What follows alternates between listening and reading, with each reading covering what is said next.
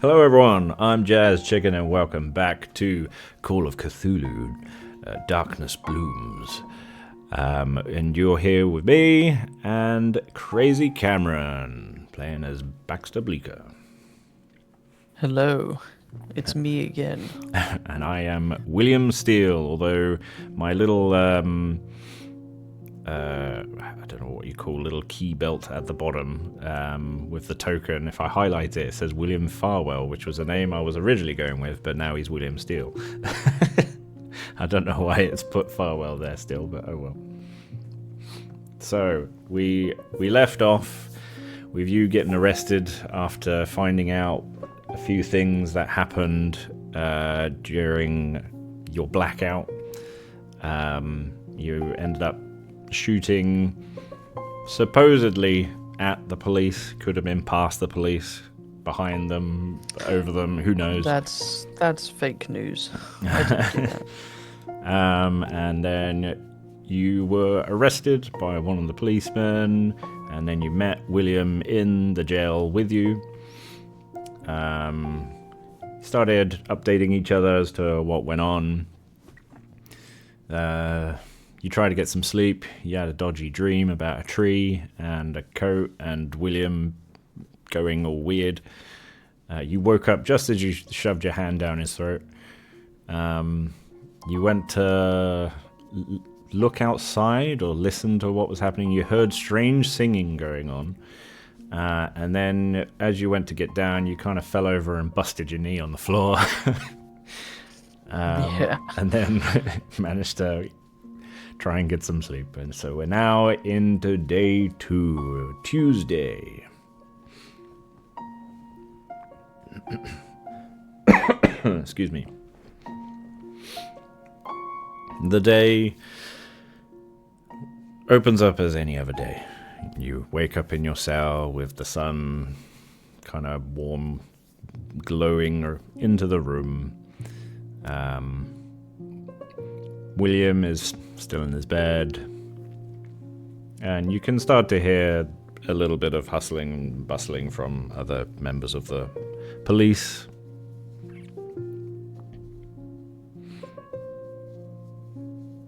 What would you like to do? Nice. I'm still in prison, aren't I? Currently, yeah. Don't worry, the whole episode will not be you in prison.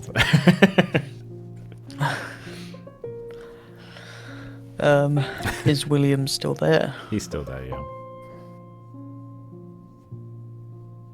Okay. I'm happy William is still there. I'm gonna look outside, like push my bed back under the window and have a look outside. Okay. As you do, and you climb up, and as you climb up, your knee kind of twinges a bit to remind you of what happened last time. And you go to look outside. Is there anything in particular that you're looking out for, or maybe that you're trying to listen for, or what you're doing? Just to look outside, see if it looks like an ordinary town. Looking outside, I mean, you don't see anything out of the ordinary, any danger or anything like that. It feels very normal.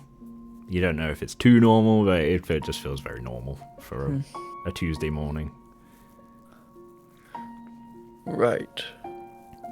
I'm gonna go poke William and be like, "Right, William, wake up.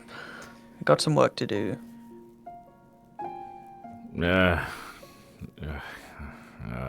What kind of work are we gonna do? We're in jail.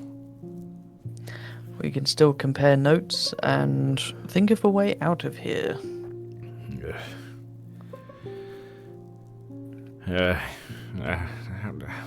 What do you think you're gonna? What's gonna happen? Are you gonna see if you can bend the bars or something?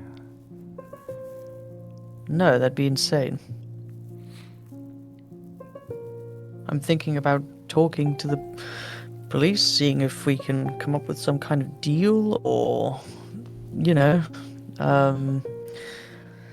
maybe find some way out of here, because if I'm locked up in here, well, I'm not really going to be able to help with the investigation.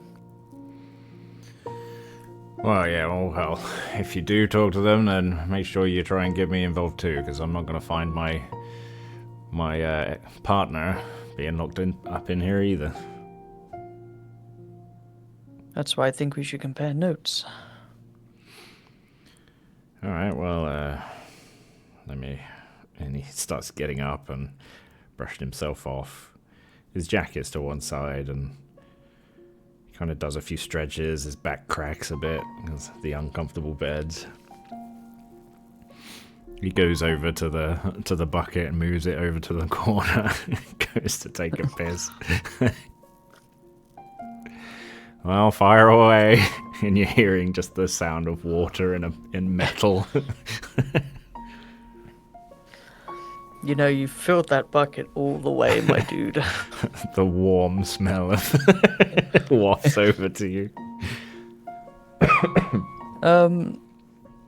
Did you have any strange dreams last night, first of all? Did you have strange dreams? Let's see. Is there anything in particular? Is there a dream throw I can roll? Let's see. Lord. No. History. Accounting. He's accounting his dreams. I'll just do a straight D100. He's navigating his mind to find his dream. 55, so in the middle. I'll say it's about average. Not really. Dreamt about some kind of, I don't know, someone with a poodle. Followed them. Poodle turned out to be my mother. I don't know, it was really weird. Why? You? I had some strange dreams. But more importantly, you're feeling okay? Yeah. You are not feeling indigestion? You're not feeling sick? No. Why should I be? You didn't inject me with that stuff, did you? And he's looking in his pockets. No. He goes over to his jacket and takes it out and sees that the syringe is all full. There's like, oh, okay. No, I wouldn't do that. I just, weird dreams. And all. So you dreamt about me, eh? Yeah. Essentially vomiting up that black gooey stuff and looking a bit worse for wear. Okay. Not a nice dream then. No, I'm not having sex dreams about you. Oh, that's a shame. As he kind of chuckles to himself, sitting on the bed. No, but there's also something about your jacket. It was a different color as well, so Oh, aye. it was blue. Do you have any association with the color blue? No, not really. A blue coat. I don't know if that's really me. It's a bit loud. Was it a bright blue or a dark blue? It was a light blue. Oh, God. No, I don't think I'd ever wear that. It was the same in the woods. That's the day that you spooked me, and I almost shot you in the gut. Oh. Yeah, what happened then? I saw your blue coat, and when I went to touch it, it turned back to grey, and I heard some very weird sounds in the woods. And we went running off into the woods, and then everything went blank. Did you notice any strange smells in the area? It's amazing what hallucinations can do to someone. Not smells, but the sound was absent. Yeah, you did mention there was no birds. And talking to the people that discovered the bodies, turns out when they their memory went blank, they didn't hear any sound either, so maybe those two are linked. Possible. But we got those weird new flower. This smells like cadavers that we need to go see, but we're stuck in here, and I like kind of knock my hand on the bar. Yeah, So, this what's is your a bit plan? of a predicament. Well, I mean, I could see if there's some way I can kind of talk them into maybe some kind of house arrest thing, but I mean, we don't really live here. I mean, you could have a house arrest at the hotel. I mean, you have a badge, right? You've been sent here on a. I have So a badge, I'm not but lying they've. when I don't know, they've. Oh no. And he checks his pockets. Oh no, they only took my gun. Oh, okay. Well, but they took your gun, I'm hoping. Be a bit of a weird police pull out force my if they shotgun. didn't. Semi-automatic. You're like, oh. I keep Okay. this in my nature's pocket. So they only confiscated the main thing then. Alright. I mean, I might be able to wangle up something, and as he's talking, there's like footsteps coming down the hallway, and you're hearing clanging against different jail cells as this voice shouts out, it's like, alright, everyone up, come on. This voice comes. I'm going to pretend like I've been doing exercise when he gets to the cell. I'm going to be like, 29 and 30. He raps on the metal bars a bit, and then opens the. I'm trying to envision the. Let's say it's the classic old jail. It's not like solid door with a slidey window. Morning, gentlemen. Bit of news for, well, you, as he's looking at you, Baxter. And then you see PC Miles. Quick, it wasn't too far behind this current police officer. He kind of stands to one side of him, and then he looks to PC Miles and he says, "All right, you've had your bail paid, so come on, you're getting out of here." As he starts to unlock the door and open the jail. I've had my bail paid.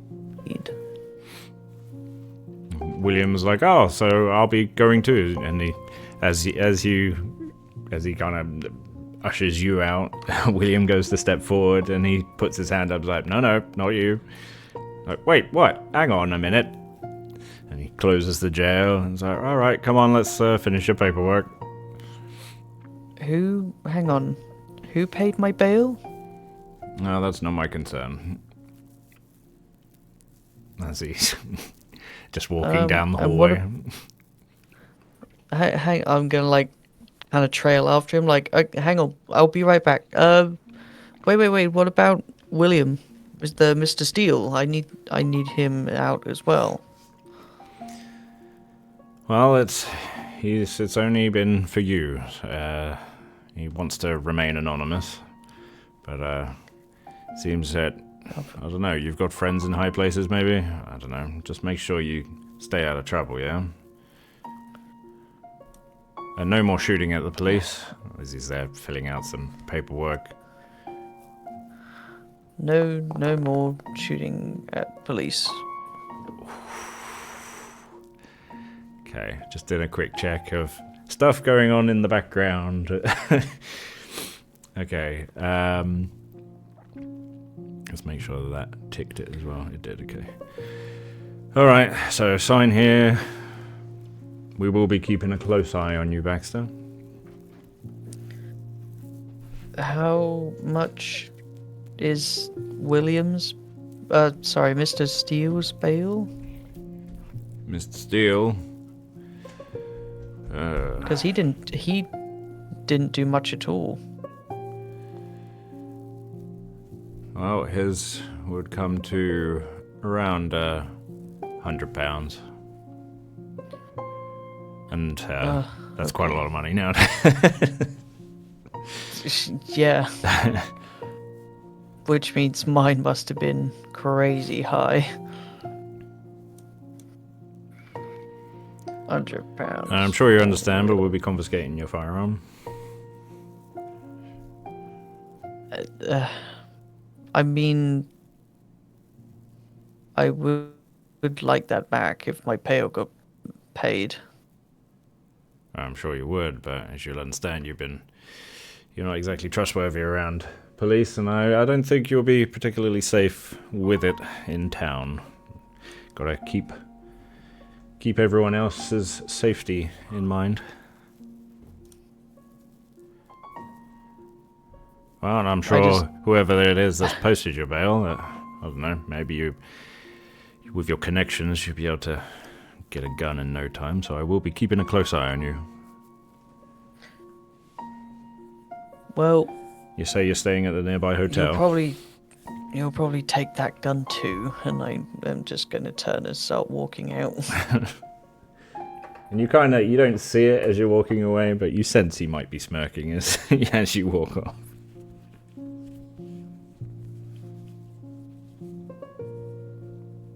From the placement of the window in the cell that I was in, would I know where that is on the outside? Not in particular, but you might be able to work your way around, look through, might be able to find which window it was. But from the side, it would just look like a brick wall with small windows dotted down the wall. Oh, well then I'll just walk past him and be like, Will!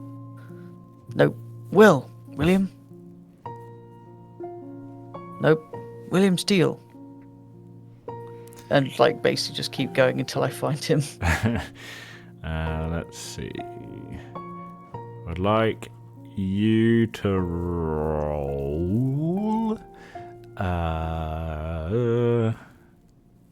There's no real talk. What? Maybe persuade, and I'll do a listen.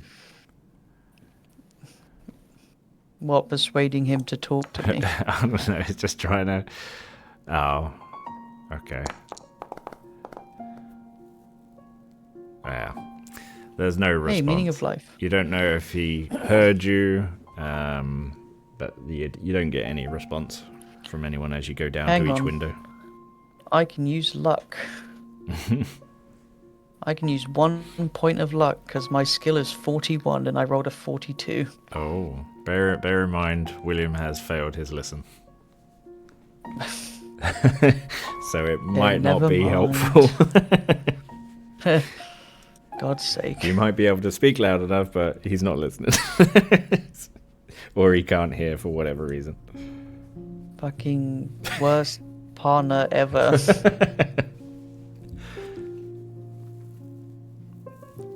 I guess I will go out and find out about this new flower. Where would you like to go? Remember, your car was where you left it last, so where? That was going to be, up here. Yeah. As far as you... Well, I guess as far as you know, it was there. It's likely, I guess with the paperwork that you would have taken a copy for yourself, you would see that your car had been towed and taken to the I'd say the business estate. So, down this way. I guess I'll walk there. Just take a nice long walk, all the way over to the business estate to pick up my car, to then go out to the place where the farmers were, where they discovered this new flower. Let me just do a quick check.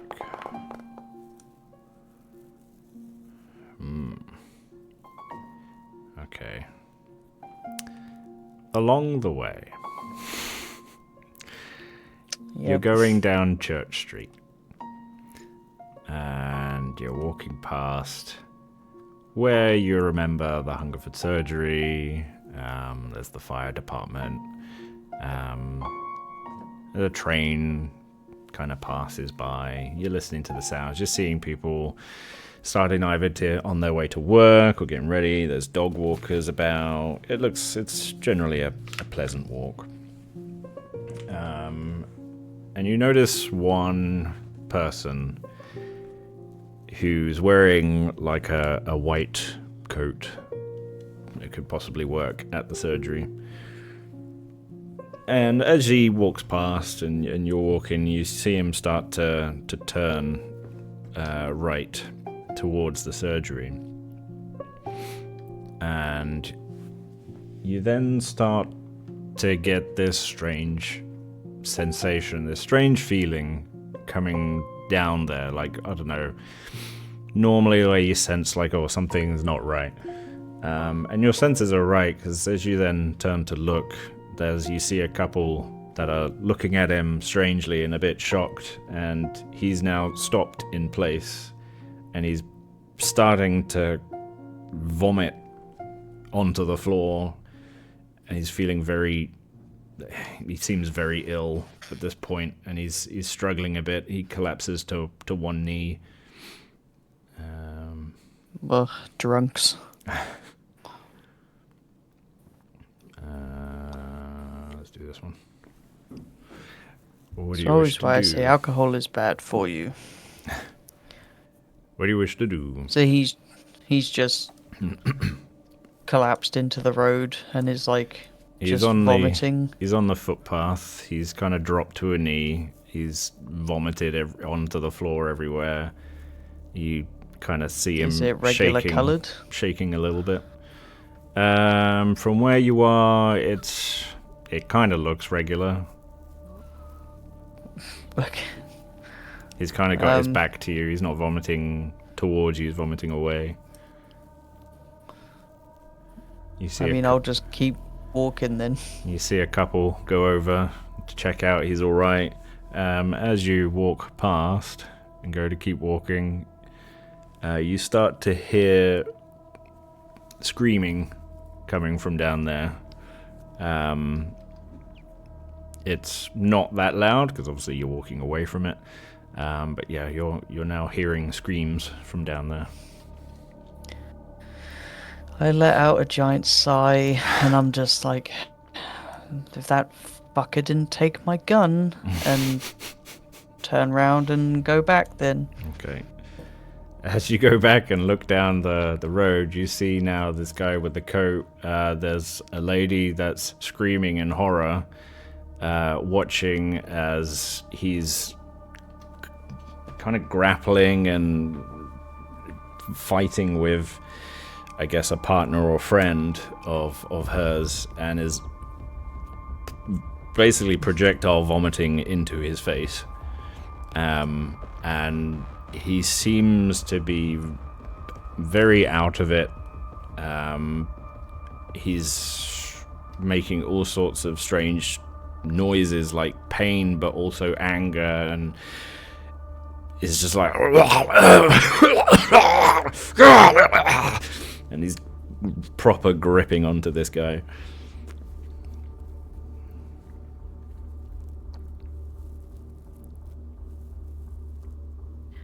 Just gonna walk up and be like, excuse me, do you have a gun?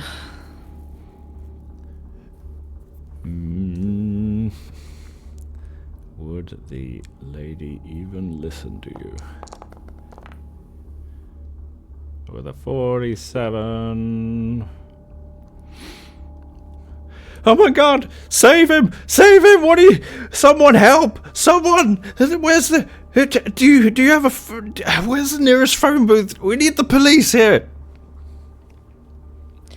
I can help if you have a gun, but if you go out to the street, find a phone box, and I'm gonna look around for, like, planks of wood or, like, a garbage can, just to, like, use anything. Okay. I think looking around, you'll be able to find a garbage can easily. Plank of wood, unsure, or any other tool. Anything other than like a club that you could use as a club. You may need a spot hidden check. Okay. I'm not very good at those. Actually, I'm just below average. Okay. Well, So I say. looking around, it seems like the street is relatively clear and clean. You don't find anything quickly at hand to use as a club. There is just the nearby garbage can that's nearby. It's across the street from the issue that's happening at the moment. As at this point now, he's thrown him to the floor and he's looking around, but his head is kind of twitching and convulsing as well. His neck seems to tense for a moment. I'm going to punch him as hard as I can. Like punch his face. Okay, so But I'm not very good at that. you're attacking him. All right. I didn't mean to close out of that. All right. So, melee combat. What is your dexterity? Your dexterity It says here 50. my combat says fighting brawl is 25. Okay. So your dex is 50. I would say his is probably this. I would say he's a bit slower because he's being affected by whatever's ailing him. So you get the attack first, and there's also you're taking him off guard. So do a make skill check of the attack. So roll a brawl. Do a +1 as you target, choose to fight back or dodge. Okay.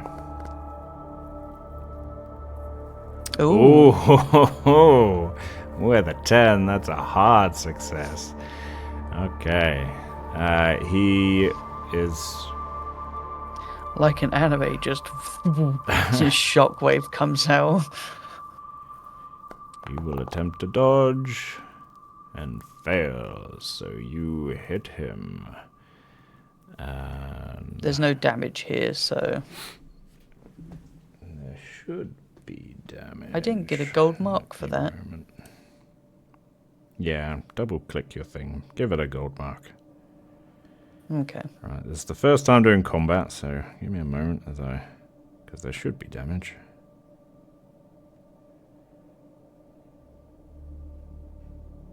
I need to get a shotgun, apparently. Because I'm with a rifle or shotgun, I have 45%, and I'm like, that's a lot better. I need to get rid of this gun. How do I do that? We could just I keep. can just do this.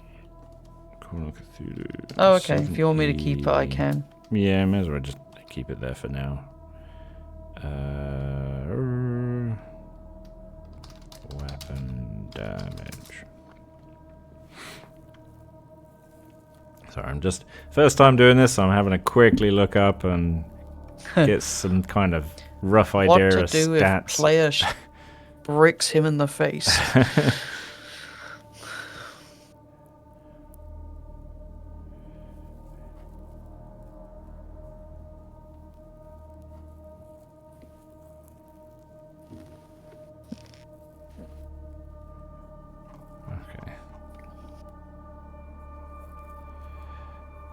Alright, so it's saying it doesn't seem to mention just fists, so brass knuckles is a D3 plus damage bonus plus 1. So a D3, we're gonna get you to roll a D6, and then 1 and 2 is 1, 2 and 3, no, 3 and 4 is 2, and 5 and 6 is 3 damage.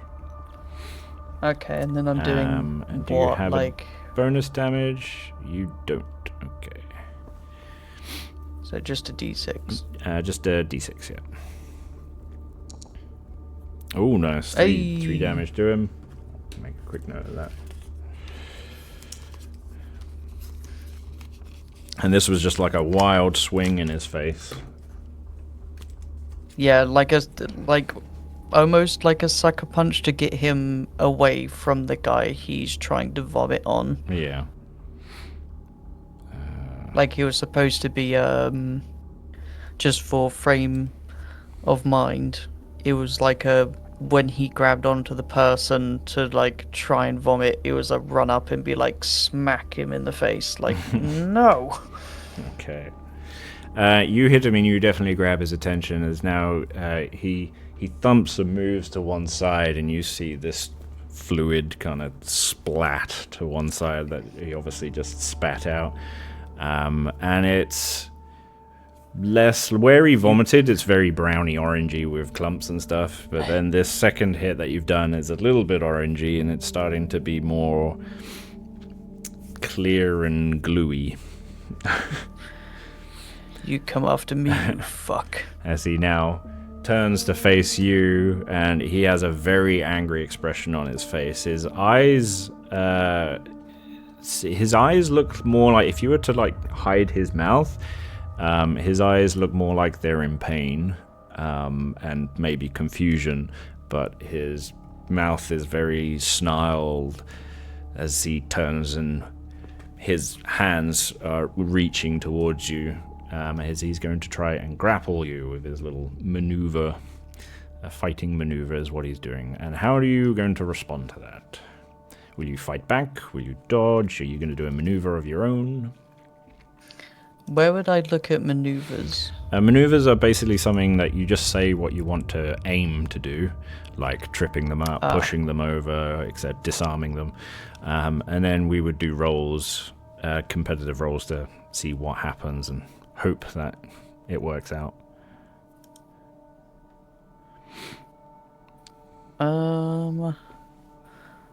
I wish to dodge out the way of him trying to grapple you. Of him trying to grapple me. Okie dokie. So maneuvers can win. Which would be a dex. You bonus dice and the target escaping. Form a maneuver of your own to break free. Okay. So what is your build? Your build is 0. I would say he is. Okay. So I'm just trying to calculate this now. Target's build score is 3 plus height.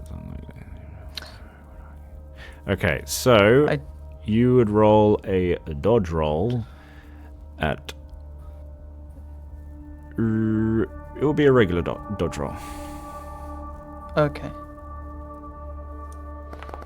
As he's reaching out towards you. Nicely done. Yes. So he just literally throws himself at you. His clawed hands, like his fingers are possibly in rigor mortis as they reach out towards you, and you are able to step and dodge to one side as he now looks over to you, drooling. The other guy, because I know the woman ran. The guy, did he get puked on, or? Oh, right, all into his face. That's he's now on the floor, just frantically wiping it off as he then gets up and starts running in the direction where the woman was. I'm just gonna yell to him like, "Be sure to rinse that out properly, and then get yourself to the hospital as soon as you can." And then look back towards the creature and be like, "You." And you're seeing follow me. Other bitch. People are watching in shock. We're going to also need you to do a sanity check as well for what's happened. Oh.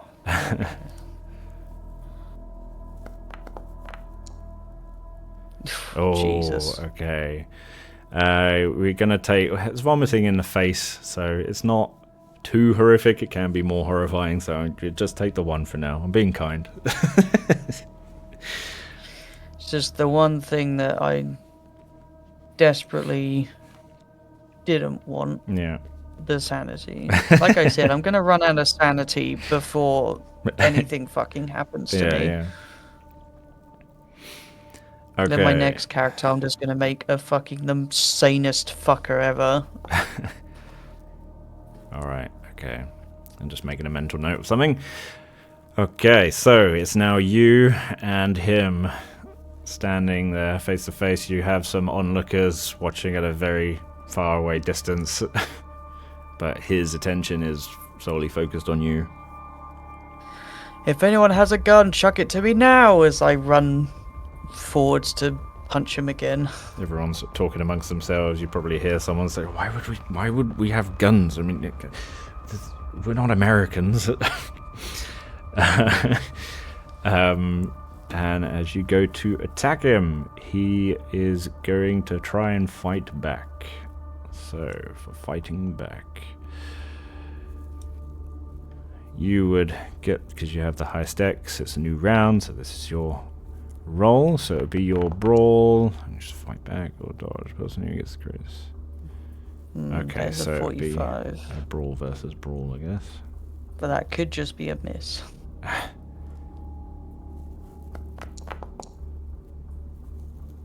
With a 62, it's not, so yeah, it's not success. Basically, what would happen is as you're going to strike, how are you attacking him? You aiming for the face again, or? Basically, wherever there isn't goo, I'm trying to, like, hit. Yeah. Trying to hit on dry skin, which I imagine is a bit tougher, considering this thing is vomited everywhere. So he's fully turned in your direction. He's swinging out with a claw as well. You're swinging forward with a punch, and essentially you kind of just bat each other's arms out the way, and you feel like it was a very forceful impact. Your arm is radiating a little bit with not so much pain, but of the impact. Okay, what would you like to do now? With him being open, I want to take my other hand and hook him right in the stomach. Okay. Like with the force that he's knocked my hand out the way, I want to bring the other side of my body round to really like follow it up. Bring all the force into his stomach. Roll brawl again, and he's going to attempt to dodge. Any bonus die or? No bonus die. Okay. Oh! Ooh. A hard success with a 7 as well. I always look at the 00 and I go, oh no, that's 700%. Well, he would have got a success, so you would have needed the hard success to succeed, and you do succeed. So as you swing for the gut, he goes to move, but his body at that moment stiffens and starts not undulating, what's the word, convulsing, and you find that moment to then hit him in the stomach. As you do, you pelt him with a lot of force, doing an extra 2 bit of damage. As he... I have no idea how this is working. He flumps over, and you hear him start going... And you take a few steps back as your punch in the stomach has caused him to uncontrollably vomit all over the floor. As he drops to a knee again, and he looks up at you with like vomit and white sinew stuff just dripping out of his mouth and nose, tears coming out of his eyes, as it was a very forceful vomit. I'm going to kick him in the head and look down at him as I do and just say, scum. He's going to attempt a fighting maneuver to grab your leg as you're kicking him. So roll, I'd say as he's down and he's weak, you get a +1, and I will get a -1. Roll difficulty. Basically, it just depends regular? on the roll. So you just get a you're getting a +1 to yours. Ooh! Oh, with a 2. You got an extreme success. So in order to make this a draw, mine needs to be extreme success too. So it's... I need to roll an extra d10.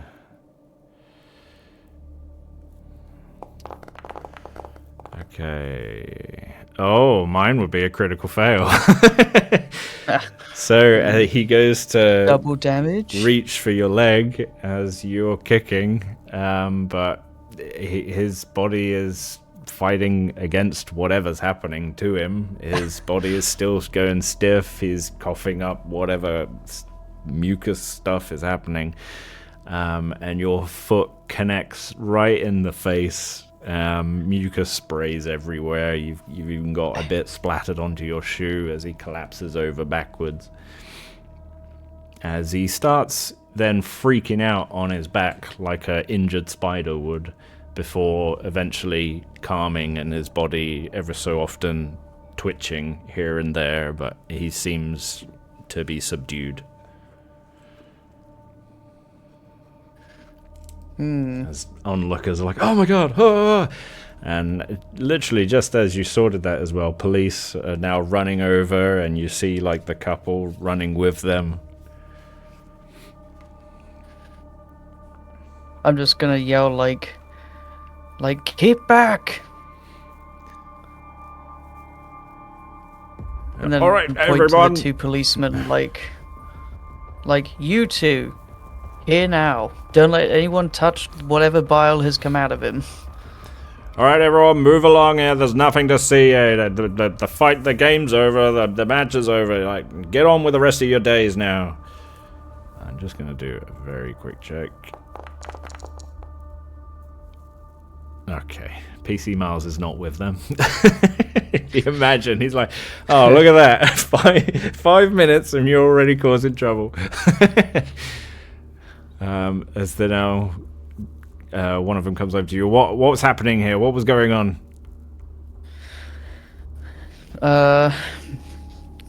This thing, and I'm gonna like lean down to him, like puked all over a man and is coughing up this white sinew, and I'm not sure it's human anymore. And I'm gonna like, I want to start like searching them, just like in front of him, just like, yeah, and he did this, and I'm just making sure, like, I'm checking who he is because I don't know who this is.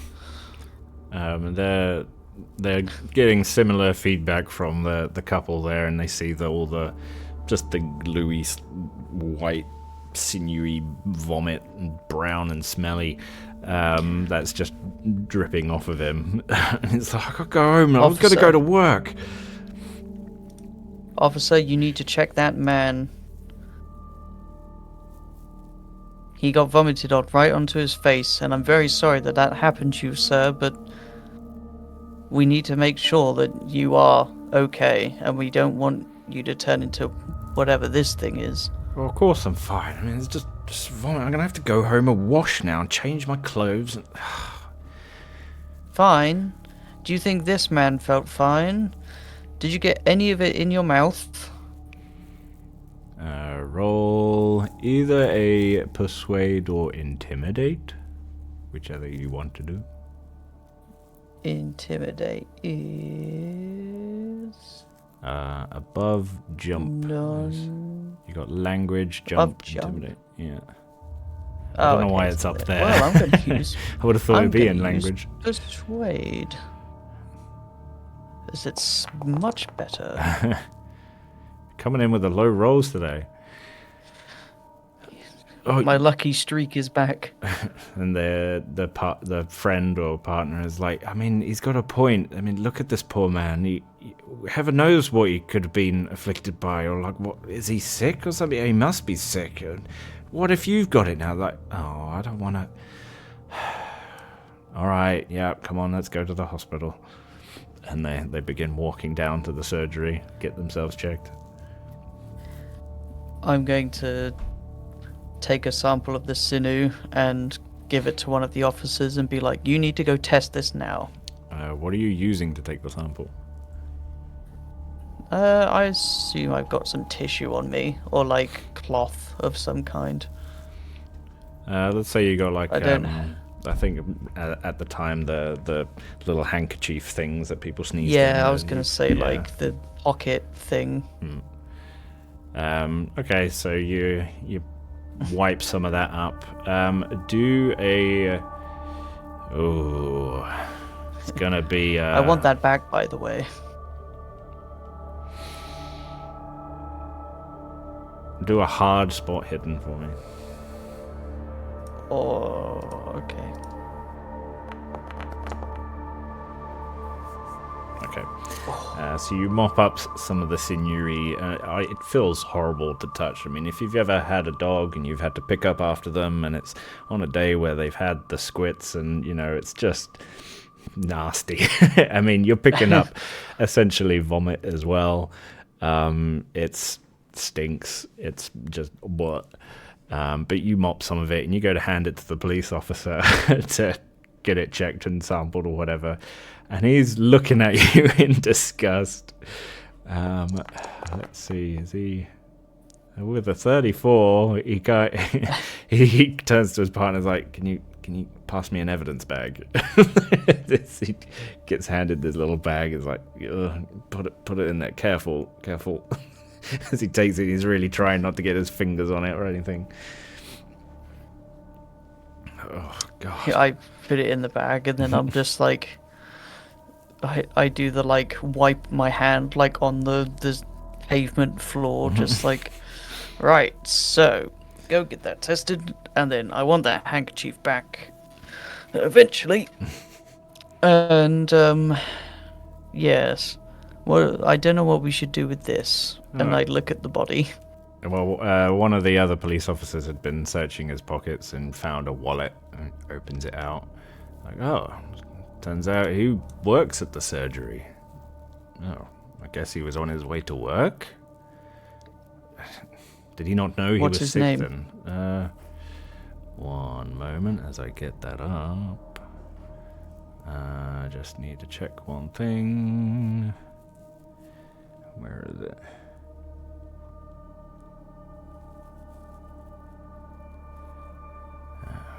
Edgar Osborne. Oh, it says he's a pathologist. Interesting. Well, I thought he'd be somewhat of a scientist. what way to go though? Like, you work with the dead, and now here he is. Well, I guess we best call this in then. Yeah. All right, give me a moment. He goes over to like a blue phone box. I wish to sneak off like Batman. So I can get back to my car, because I'm like, more police. Do a sneak check just for giggles. Or a stealth check, whatever. Ooh. Oh, with a success. Like the other police officer, he looks Basically, over. the moment they turn to like go, we should go to the blue box, I'm just like, huh. He sees his partner, he goes over to the blue box and he closes the wallet and goes to put it back. He turns back to look at you and is like, well, we better take your... Wait, where'd he go? He's just not there. And he's looking up and down the street, like scratching his head. Like, huh. Okay, well. All right. How the hell did that work? How the hell did that work? As I'm like running down to the business estate, just like, how the hell did I do that? How did I do that? Yeah. You get down to the business estate, bit of a panic, adrenaline running through you, but you've managed to get through that a lot better than we thought. Crazy rolls there, but okay. And you get to the business estate. I think Baxter would look at his hands and just be like, something is changing. Oh, and your knuckles are definitely red with the impact, but I think my hands are like shaking as well because of what I've just encountered. Taking 0 damage. Yep, did very, very well. Could have been a lot worse for you.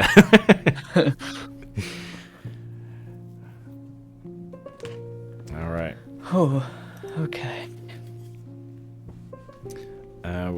What were we looking for at the business estate again? Excuse me, receptionist, maybe. I'm looking for my car. Oh, yes. Your car. So you're walking through different businesses. You walk into one area that looks like a tow company. Even like the title's just called Tow Company. You go to the receptionist, like, oh, hello, dearie. Yes, okay. One moment. Yep. Okay, bye-bye. And hangs up a phone. Oh, what can I do for you? You're here for a car, you say? Yes, I'm here for a car. Okay.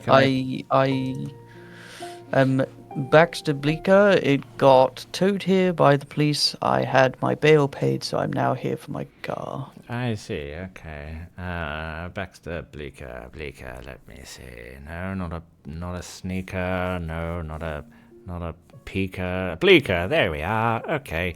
Yep. We've got your car. Let me just get the keys ready. She's fumbling through drawers and stuff, finding the keys. All right. So that'll be £5 then, and we can sign here, and you can take your car. They didn't say it was going to cost money, of course. Okay, sure. Okay. Sure, here you go. And I will give her And £5. Okay. Just I checking. can't edit my cash. Just checking your. Yeah, it doesn't seem to edit the cash or spending level. I guess we just keep a. Oh, spent. We can only monitor spent. Oh, okay. So. How much did you think give I'll the just put, librarian? a pound, which then you were like, that's £1 like a note. lot of money. Yeah. Okay. So this will be £1 as well, then, not £5. So yeah, £1. I'll say I've spent £3 then because I have been buying like cigarettes and other things. Okay, well, Don't it's take away just from out in the cash. car park, lot 3. Have a good day.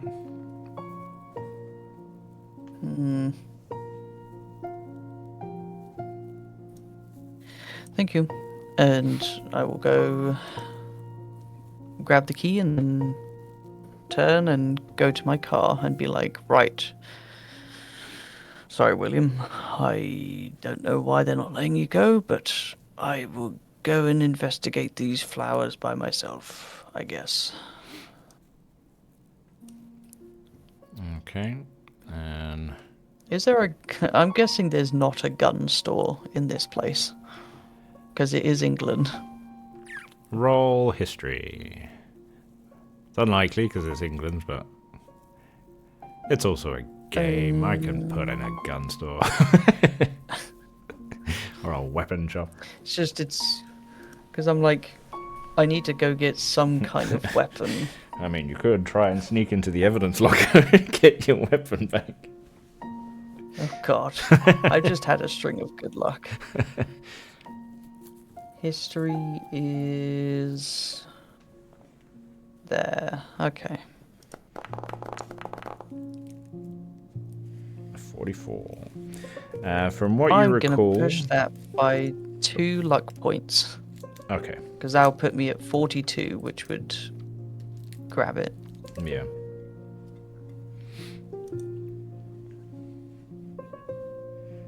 There you go. I've done it. Okay. So you're thinking about it, you're trying to remember where you got your gun from to begin with. You're like, oh, what was the name of it? I can't remember. Oh, it's on the tip of my tongue. And then you snap your fingers, like, oh yeah. And you remember it's up in the north side of town, on the other side of the river. And let's say it's The Arab Horse Society. Let's say it's Dick Lovett's Guns. Okay. Right here. And that's where you got your gun from. Right. I'll take my vehicle up to Dick Lovett's guns and ammunition. All right. As you're going through, I mean, traffic is fairly normal, especially in the morning. No surprises this time. You're kind of keeping your eye out for any other weird things happening after what just occurred. Just as you drive past the street, you kind of rubberneck down to see, like, oh, what's going on there. And you see there's now police setting up a like a little corded off area. And you see there's an ambulance there that's picking up the guy that you had a fight with as you drive past. Is there anything that you're listening to along the way, or just more lost in thought as you drive?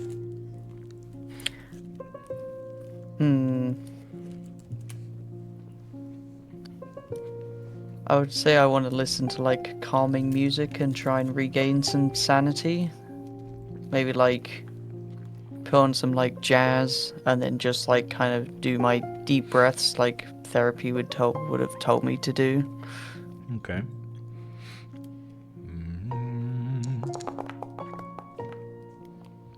Oh, all right. We're going in this early now. Okay. Oh boy. Do a spot hidden check. Yeah, a normal one for now. Am I doing a sanity regain check yet or no? No. Oof, Jesus. Oh, okay. I want to re-roll that. Sorry, excuse me one moment. I've got tin foil as I've got a burrito. Oh. I want to re-roll that because I feel like I can't do any worse on that. Or I can, but it's just a single digit, you know? So I'm going to push my spot hidden roll. I see. And how are you... What are you doing differently to spot something hidden? Basically what's happening, as you turn the radio, you're going through different stations and you're hearing this... 24 and Gale Force 8. And you're trying to find the station. I guess just move the dial like much slower. Or like I'll pull over and be like, right, okay, and then just like play with it as I'm parked. Okay, so roll again. Oh Jesus! 95. Well, that's not. A little I bit mean, better. you know, that's not a horrible success, but it's not a 99. No, the critical fail. I guess something bad would have been. I was like, you're changing the radio. How's that going to hurt you or do anything? Like, I don't know. You just whack your head against it. Oh, this isn't how it works. Okay, you managed to find the station, but it takes a while. I put my finger in the like cigarette burner. It's just like As you're listening, you basically you find what you could redeem as a sweet spot, but you can hear there's another station kind of creeping through. It's like a mixture of two stations. You're like, oh, this is the best I can get. I guess this will do. Just remember your breathing. Make your way down, cross the beautiful river, and down to Dick Lovett's Guns. What would be a good... Let's go here.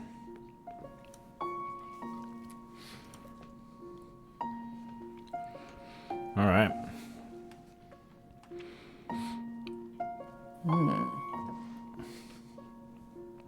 And you walk in, and it's a reasonably nice shop. There's quite a few displays of interesting odds and ends. It seems like he's into maybe antiques as well.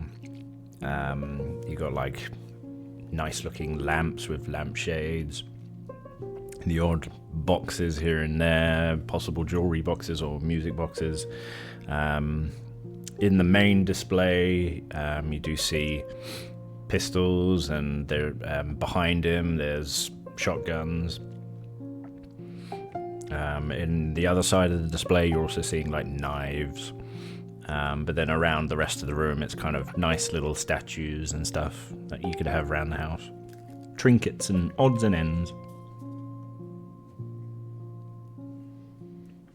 Nice. Okay.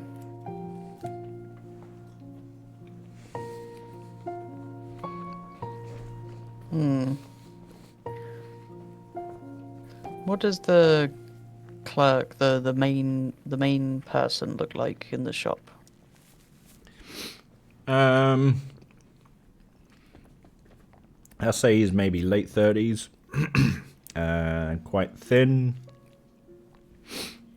Blonde, short blonde hair with like a handlebar mustache. Mutton chops as well. Ah, the double mustache. Morning, sir. How can I help you? Hello. Looking for, if you have it, some iron, as it were. Oh, I'm guessing you got a license to be holding. I show him my license to hold firearms. Alright, let's give this a once over. Alright. Oh, yeah, I see that you bought from here before. Okay. Yes. Well, is there anything in particular that you're looking for? Like, I mean, it depends what you're wanting it for. Well, before I went with a handgun for detective work, but I think I might need something like a hunting shotgun, if you have it. Just double barrel or Okay. something like that, just to... You're going hunting, are you? Oh, well, we got some interesting lines up here as he shows a few shotguns around. You got your classic double barrel, really long barrel that goes down. And there's one which is more of like a, what do they call? Like a lever revolver. Lever, like a lever rifle.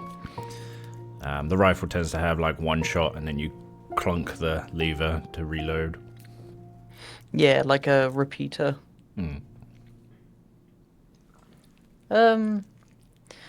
As much as I like a repeater with the single shot, I really think I just need something to just absolutely obliterate something if I need to fire it, you know? Oh, okay. What is it exactly that you're hunting for? I'm just going out into the woods and trying to discover this thing that's been hunting the people, you know? Oh, you plan to find the Hungerford slasher? Yes, and I feel like I need a bit more than a handgun for this. I know what you mean, with the amount of people gone disappearing. No, I can't say that. Yes, weirdly, I've heard there's a bear in the area, so, you know, I definitely need that shotgun. Ah, well, right you are, and he kind of winks to you. Turns round, takes it off its little hook holder and clunks it down onto the desk. Well, what you got here is your classic double barrel. Takes 2 shells, and then you have to reload, so make sure whatever you're aiming for, you hit it, but don't worry, because it's also spread fire, so the only trouble is you might have to get kind of close, but whatever is close, I'm sure the slasher is not going to stand up to it. Nice. I'm not quite sure what my accent is, but never mind. You know, it's fine.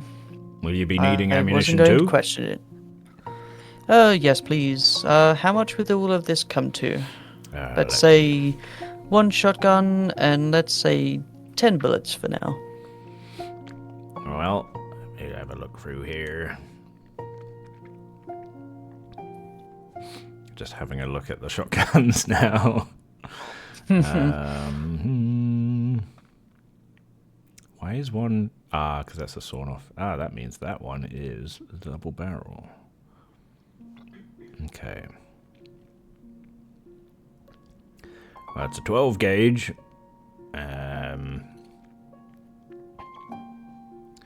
It'll cost you around... Oh, God, of course it's in dollars.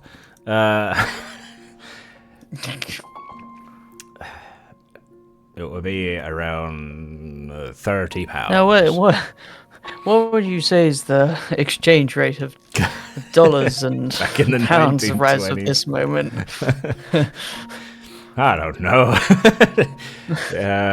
It's gonna cost you around £30 for the gun itself and the ammunition. Firearm ammunition. 12 gauge. Like £1 each? Essentially, yeah. It's basically a box of 25 shells. Oh, okay, so that's not too bad. So how much for a box, would you say? £7? £1 for the box. And the box has 25 shells, yeah. Nice. I will take that. Alright. That'll be about £31. Thanking you kindly. And then 1 times, and you said it's a 24 box or 12? 20. It's one box with 25 shells. 25 shells. Cool. Spent half my money.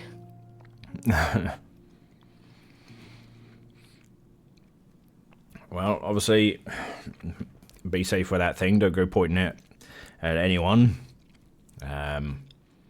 Just sign here. You get some new documents, the license for the shotgun and stuff. Now, it will take time to go through, but if you're in a real need to get this bastard, I want to try something. Yeah. How do I... like this? How do I cast my spell? Your spell? Let me have a look. Because I've got a spell called Mystify. But I can only trade it. Okay. First time casting. You need to make a hard power roll.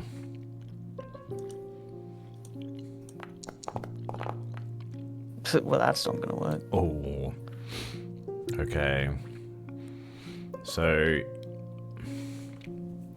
you're trying to you basically just start talking a foreign language to him as he's looking at you. He stops what he's saying. He's like, sorry, sir, I only speak English and I don't even speak that one very well. Oh, sorry, I spoke a bit of Scottish there. I thought maybe you were... No. I'm up north, but no, I'm not from Scotland, no.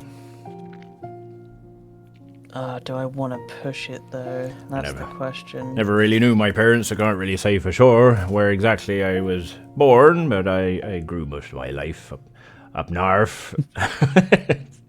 I'm just going to say up north. I'm not going to designate a particular place. It doesn't say the second one is a hard roll, just you're rolling. Treated as a pushed roll, yeah. So it's a guaranteed success. However, you'll be rolling to prevent a bad consequence. So Fuck it's it, still... I'm gonna take some risks. Is it still a hard roll? It doesn't specify, so I guess it'd just be a normal power roll now. Oh, that was cheeky. Oh, an extreme success. Okay, thank God. You're there apologizing, he begins talking, and suddenly you just you just click and remember. And with that extreme success, I'll actually reveal that as you're saying it, you notice that there's a certain rhythm to the words that you're saying, and it reminds you of the song you were hearing in the night when in the prison cell. And you realize that you are singing this hymn to him, and he's looking at you confused at first, like, that's beautiful. And almost like a robot powering down. He kind of just looks at you like mouth agape, and he's just staring with like doll-like eyes blankly into space. Okay. It says I can make him forget a particular event. Alright, what do you want him to forget? This spell blocks the target's ability to consciously remember a particular event. I'm reading this out for the people to know. The caster must be able to see the target, and the target must be able to receive the caster's instructions. Spell takes effect immediately. If the caster succeeds, the target's mind is mentally blocked regarding one specific incident. If the incident was terrifying, the victim may thereafter still have nightmares vaguely relating to it. If the spell fails, the event in question becomes vivid in the target's mind. So, I have to cite a certain event to basically make him forget. And I'm going to look at this man and be like, I need you to forget that I was ever here. And I haven't signed the book yet. Mm-hmm. And I don't take my money back, but I just say that and then I walk out the store. Okay. So you managed to get the gun for free. Look at you. No, I don't. I still pay for it. Oh. It's just not that way if leaving you. someone goes there to be like, did he buy a shotgun from here? It's Yeah. like, no, he's never been in this store. I see that he bought a revolver, but... Okay. But I'm a good man. I'm not gonna steal from the man. Yeah. You could have done, but you chose the good path, the kind of lovable rogue path. It's one of those, like, I thought about it, and then was like, no, because if I have my money on me, and he's like, well, I'm missing this product that you have, you know, at least then I can turn around and go, well, you must have not written me down in your book then. I paid you, didn't I? And when you you're singing this to him and you cast it to him, it's the first time you've ever done it, and you're feeling this strange energy surge through you. How would you describe what you're feeling when you do it? It's almost like something else takes over. Like, Baxter thinks, I need to convince this man that I was never here. And it's like this voice just came out of me and started singing, and Baxter almost goes into a trance himself. And it's this thought in his mind that makes him say, I need you to forget that I was here.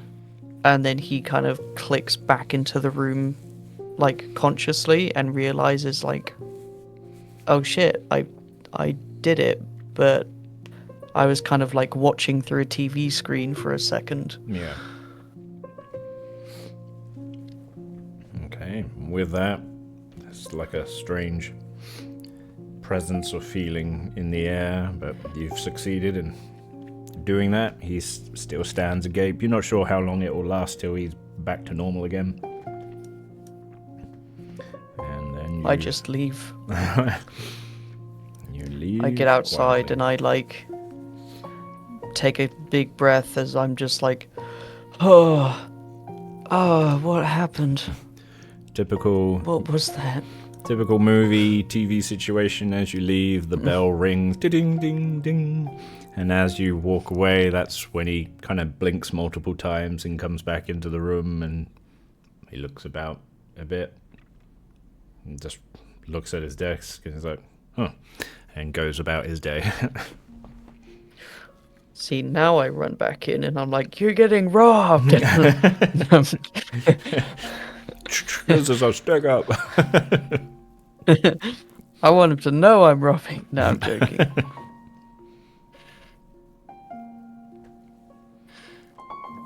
Okay, I'm gonna back to kind town. of...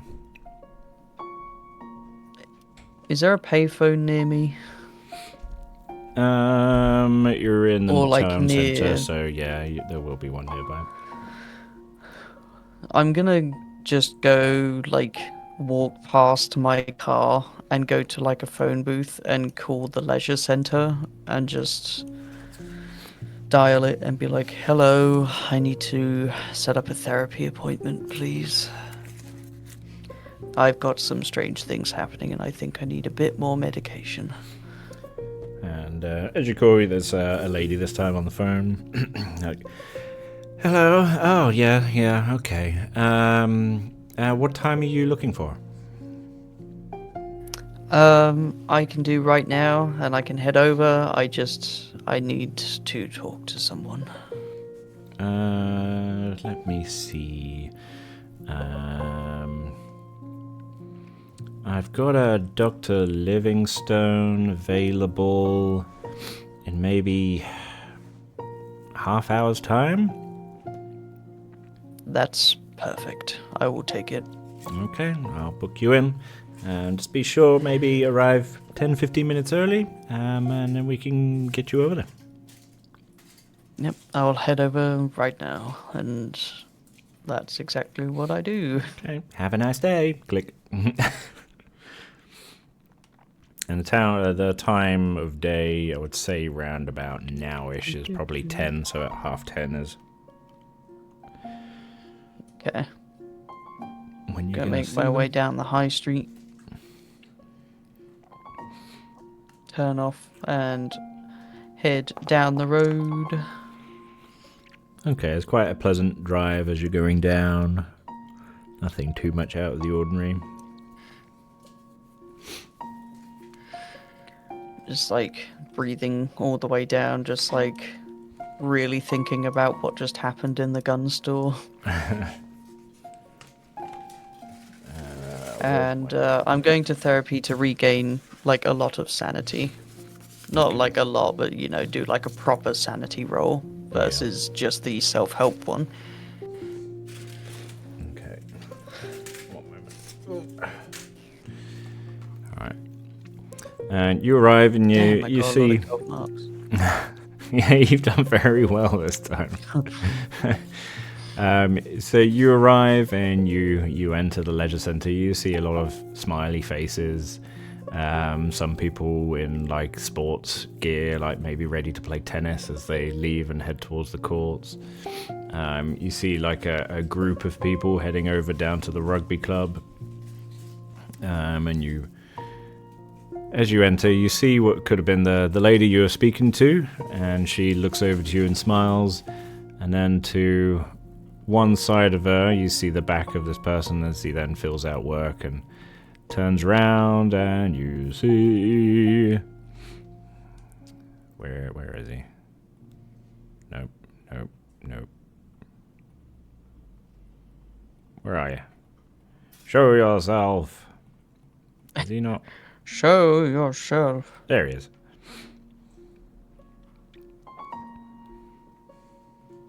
It's Steve. We love Steve. Both with strong, cheesy grins on their face. Almost as if like they have to do it for their job. It's that kind of big, over the top smile. Good morning. How can I help you? Hello, I'm here for my therapy. And I'm seeing Dr. Livingstone, I believe. Okay. What's your name? Steve. Come on, man. Oh, you're who I was speaking to. Wait, your name is Steve? And then Steve looks over, like, no, this is Baxter. Hello, Baxter. How's it going? You having a nice morning today? Yes, I'm having a good morning. It's how are you guys? I haven't seen you in a few hours. Well, we're keeping busy, keeping ourselves well, aren't we? Aren't we, Jesse? Yeah, we're keeping busy. how's the meeting yesterday? Oh, you didn't go. You didn't. Oh, you missed out. Well, it was a No, lovely time. I was busy. I mean, there's another meeting later tonight. If you're gonna go catch the next big talk.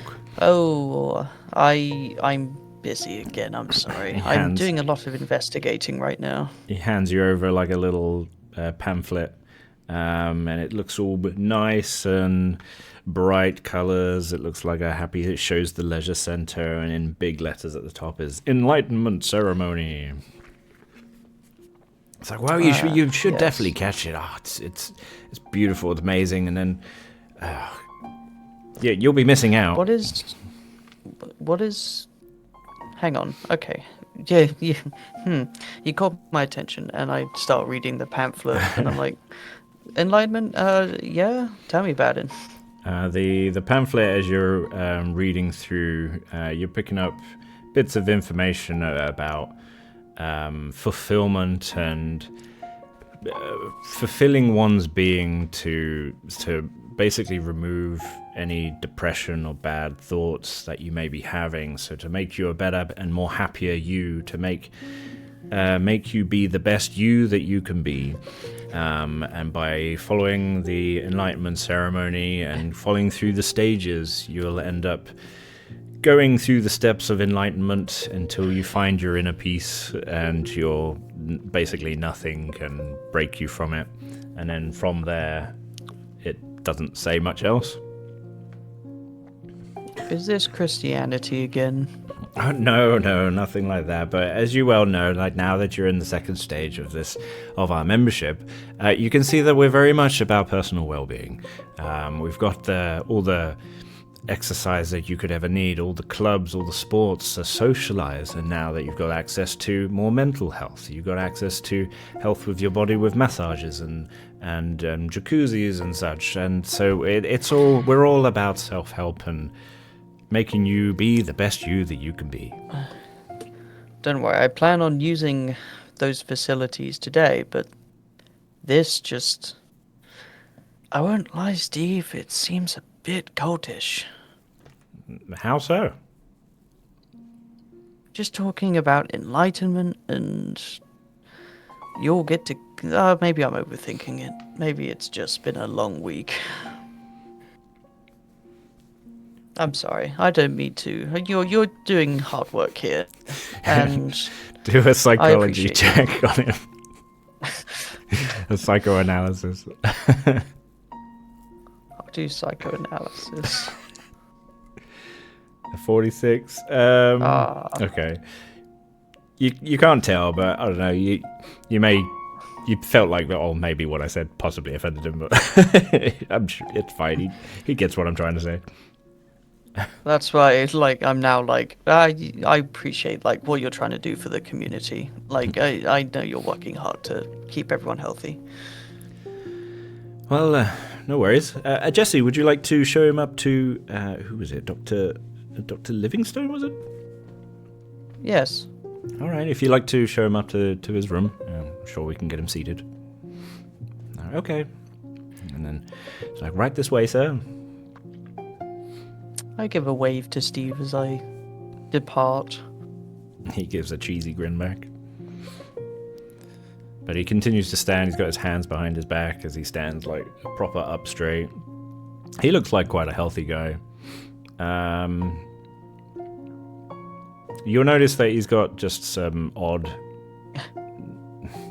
not like a full sleeve, but you can see a bit of a tattoo creeping down from the t-shirt on his right arm. But other than that... As we're walking up to the doctors, I'm just like, Jesse, was it? Yeah. How long have you been working here?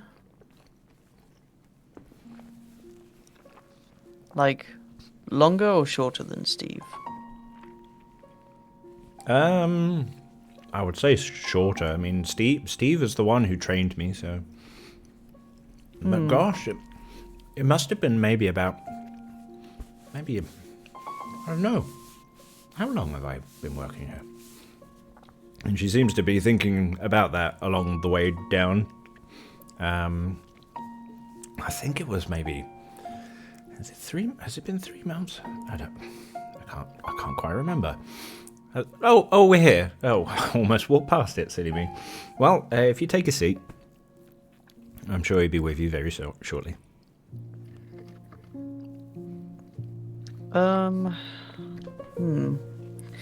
Thank you. Just one last question. Steve is a nice guy. I love the man. He's training seemed legit, like he moved away from his desk at least. Oh, I see what you mean. Yeah, I mean, he is a bit of a pencil pusher, but don't mind Steve. He's a nice guy. I mean, I can only... He seems to know his stuff, so I can only assume that he's maybe pushing for management. But no, quite a lot of the people that work here, they all like Steve. You didn't answer my question. And with that, she's walking away at this point, with a smile on her face. I pull out my notepad and start writing notes being like, Jesse, with a question mark. James. Team Rocket, blast off.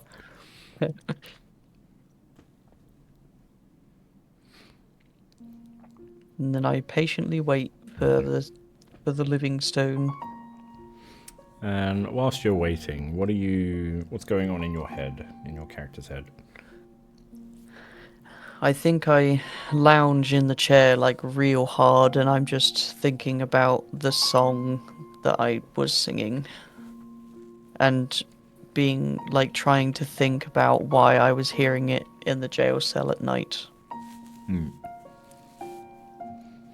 Just being like, does someone else know the song? But in that case, how do I know the song? I don't understand. As you say that, you see a person leave. He walks quite normally. He seems to be jump. Quite a buff guy as he's walking down. Like the door opens and I physically am like, oh, fuck. Okay. Oh, you need to calm down, Baxter. And he walks down the path. He's got maybe or down the hall with his hand in a fist, but it's not like clenched or anything. He's very stocky built. You see that he could possibly make for a very good rugby player. As the not waitress. What's the psychiatrist? What's the assistant called? Jesse? No, not Jesse.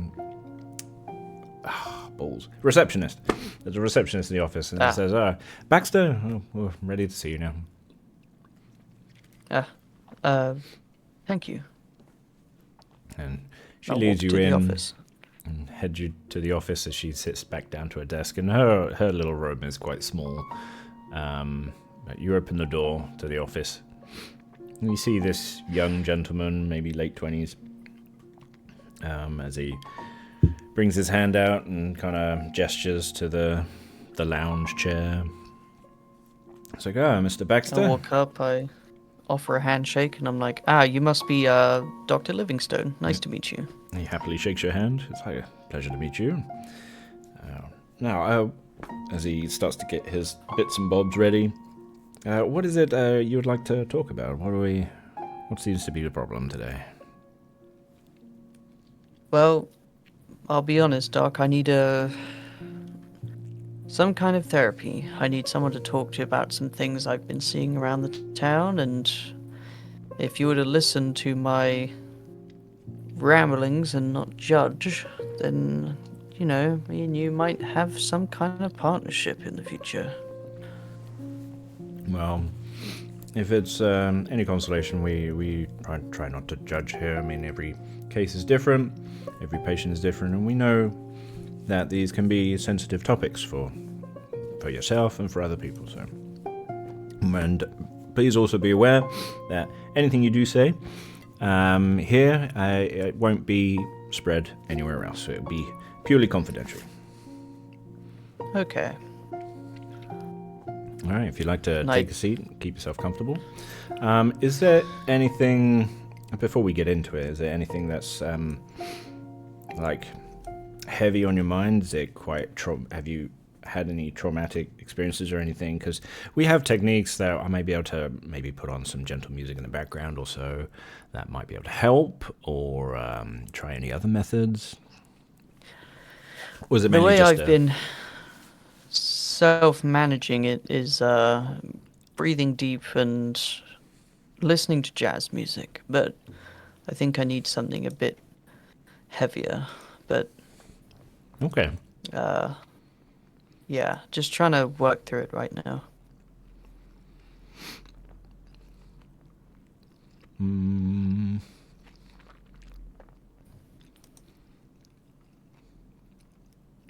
A shame I can't just find some nice music and play it over the recording, because YouTube will flag it as copyright and then You mute could, it.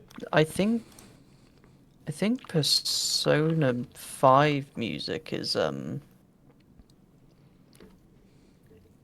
not copyright as long as you're like not showing the game. Right. Oh, yeah. I suppose I could use maybe video game Cyberpunk music. 2077. Nope. That's fine. I could look for something. So Oh, he turns. no. They are. Oh, they. Go Yeah, on. I'd imagine they would be. I'll just play this for now then. He turns on a radio, and it's quite. Oh God, that's very depressing. I'll leave it quiet then. He turns on the radio, and it's quite calming music that he's moved the station over to. You. He moves quite quickly. He seems to know the station as he changes it, and you just hear the and then it clicks onto the station, and it's like very calming, relaxing music. You're hearing gentle leaves blowing and possibly gentle rain as well. It's like, well, I get a lot of positive feedback about this one, so okay. As he sits down and gets his notepad ready, it's like, all right, let's start from the beginning, shall we? Well,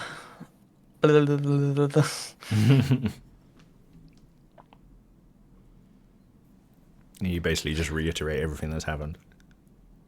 yeah, I'm starting off like from when I saw the image over the hill. Oh my, okay. And this creature, this animal that you saw, what did it look like? Let's start with that.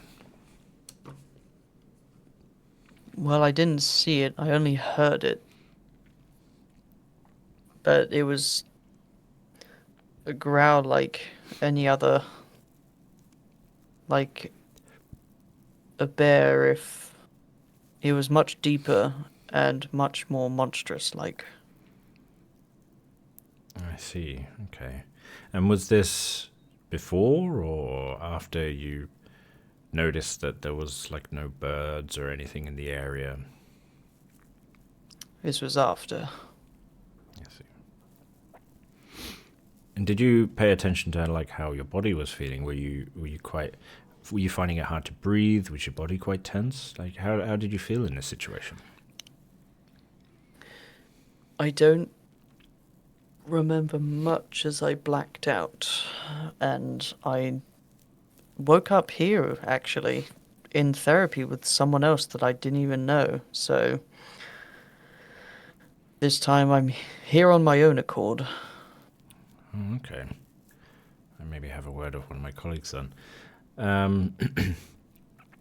And you've not had during your day today. You've not had like any fractured images or memories come back at all. I had a weird scenario where I was doing a business deal with someone and I started singing this song, but I wasn't doing it. It was like I lost myself, and when I was being locked up, um, I heard it at nighttime, but it wasn't from me, so I see. I I mean, I'm not sure.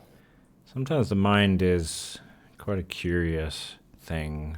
Sometimes you can pick up something and somehow you just know it off by heart moments later, and other people, like, you can get in an accident and suddenly you're able to speak Spanish fluently, for example. It's a very curious case. And you say that you heard this in the prison cell, and then you were then able to just quote it word for word. Yes, but it was almost like this man was entranced by my singing. I see. Do you? I suppose you wouldn't have. You don't have it like written down anywhere, or do you recognize the words that you were saying at all, like, or what language it could have been in? And I guess you need maybe an extreme history check with that. Hmm.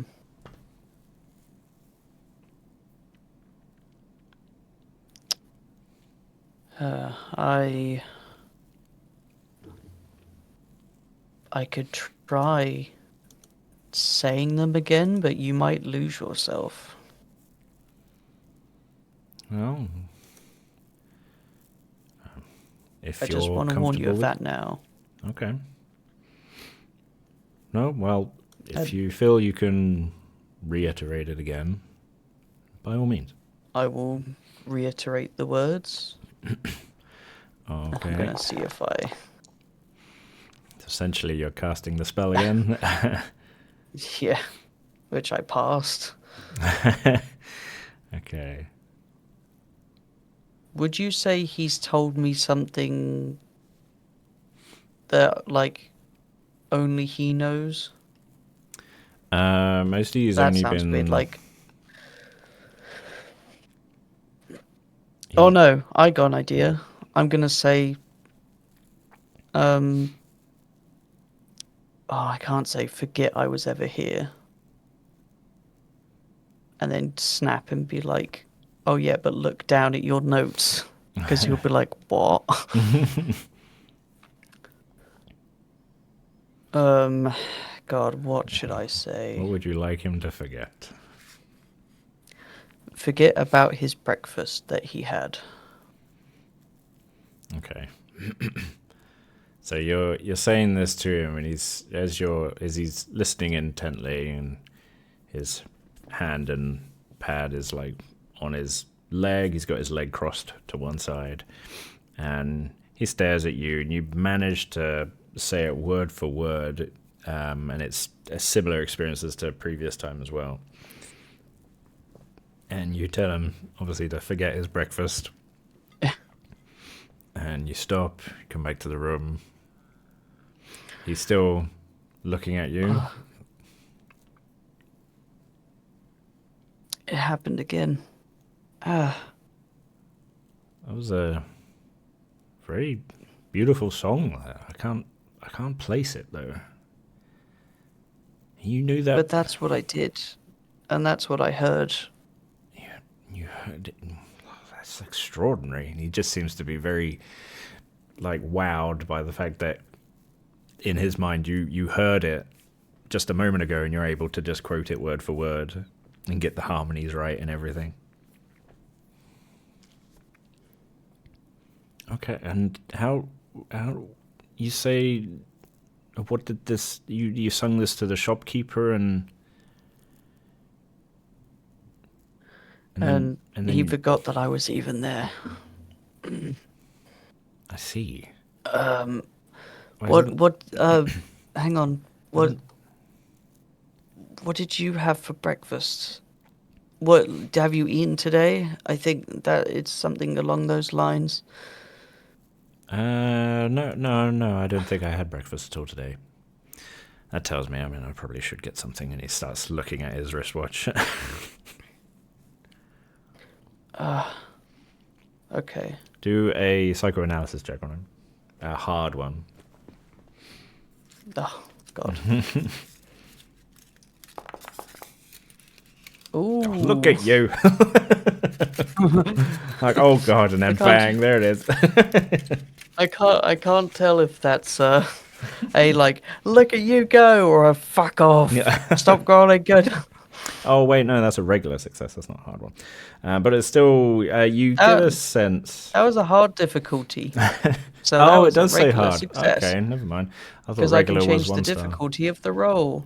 That's why the numbers aren't there, because I can just change the difficulty. I thought hard So was. fuck you, I got it. I thought hard was 2 stars.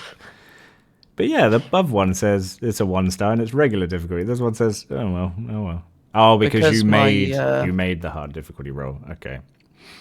Yeah. So 1 level of success. Yeah. So it's a regular success, not the hard success, but you do get a sense that he may be acting upon the fact that he lost the memory. So he might have just felt like he hasn't had breakfast because you made him forget it.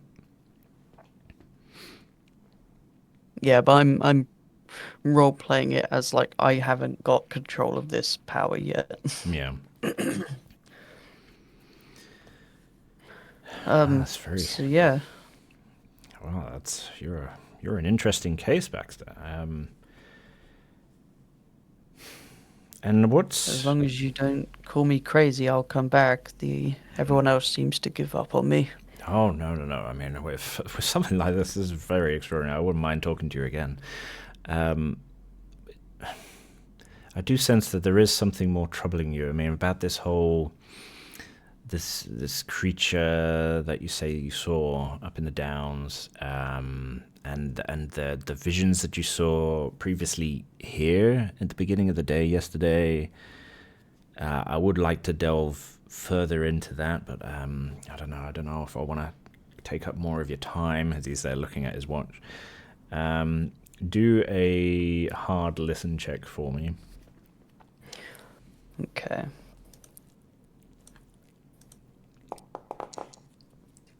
Ooh. We're rolling good, boys. One moment while I swallow food. God, he's eating his breakfast right in front of me.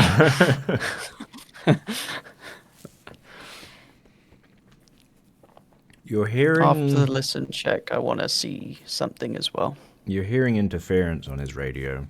Something is coming through. It doesn't sound like another radio station, however. It's very... It definitely... You definitely notice it. You're hearing this like...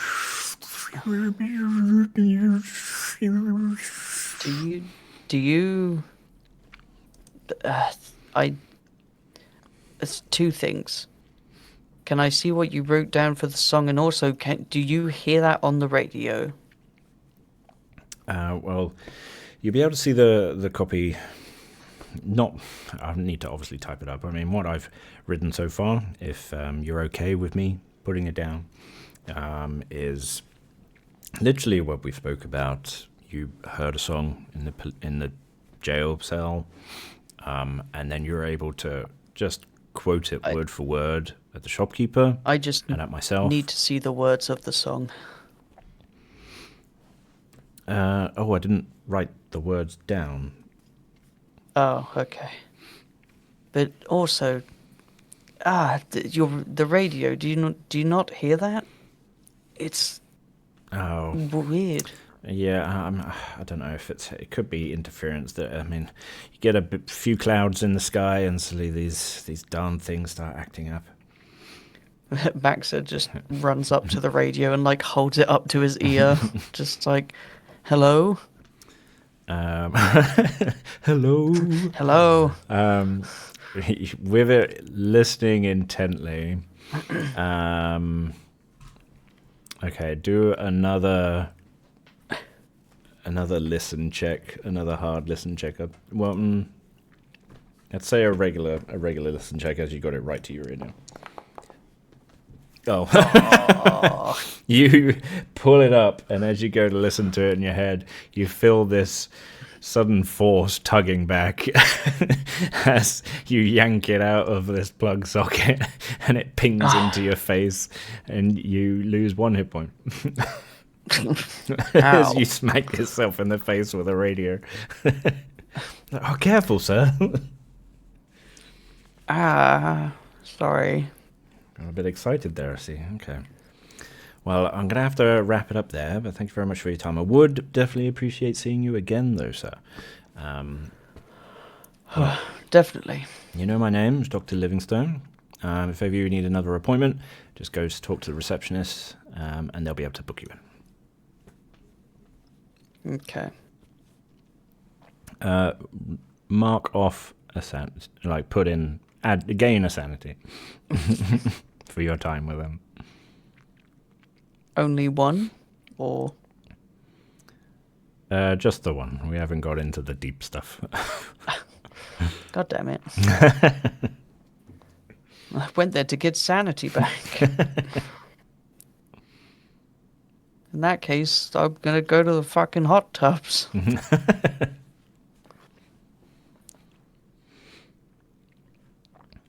Let me check. As I leave, I'm just gonna be like, oh, I don't feel fucking. You're rubbing your face.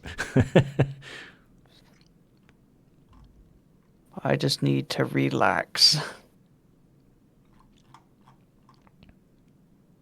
Okay. You're too stressed, Baxter. So you strip off into your underpants, or you go into a hot tub and relax. Do a bit of self-help. Do a sanity check. You want to try and get lower than what your current sanity is, so 31. Oh, please. Here we go. The dice fail keep again.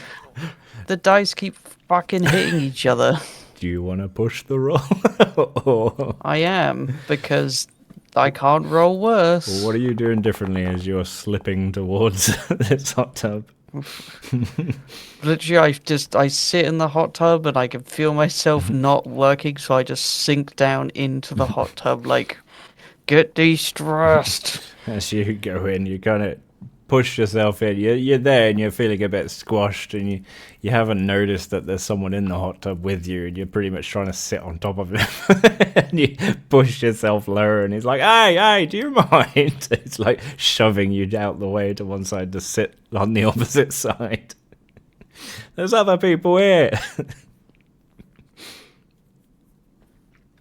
I just get out the thing and I'm just like, fuck this.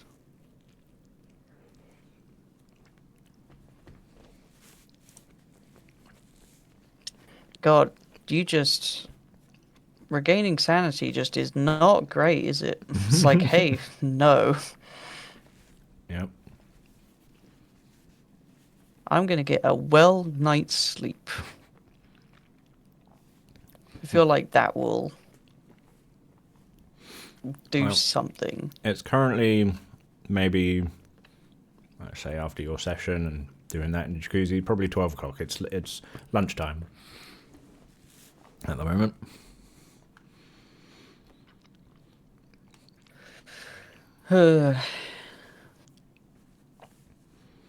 Yeah, but if I spend the rest of the day going, I'm now going to do this to gain sanity, and doing this to gain sanity, you'll be like, stop.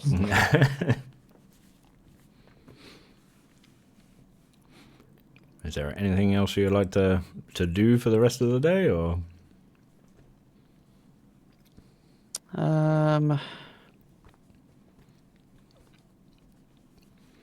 Still plenty of hours in the day? I mean, I've gone to therapy, I've gone into a hot tub. I guess I would just get in my car and be like, I guess I'm going to the fucking fields today. As you pass the reception desk, Steve calls out to you like, Mr. Bleeker, we got a message for you. Yeah. It's from a Mr. Steele. Says to meet him at the cafe, apparently opposite a hotel, the Three Swans Hotel.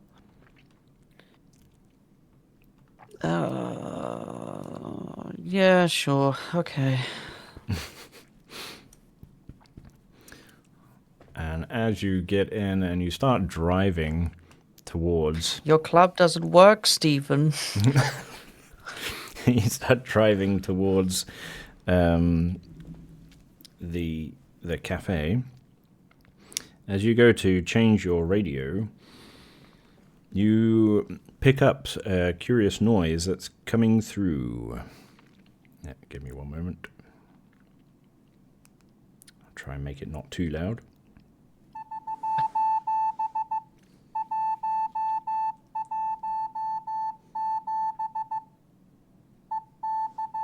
Oh, I love this kind of music. I will call it dubstep.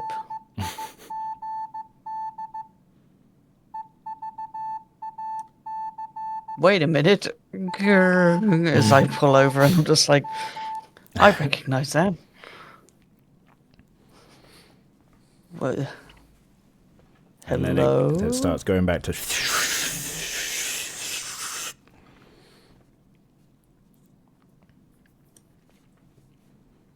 I just clicked the radio off.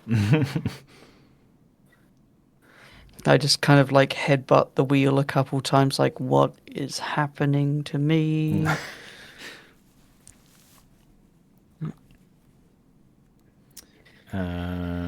Okay, I guess I'll go tell William, seeing as he's out of the slammer now. When I drive to where he is.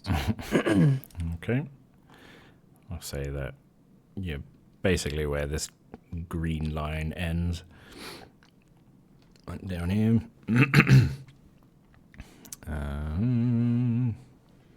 That's William's token.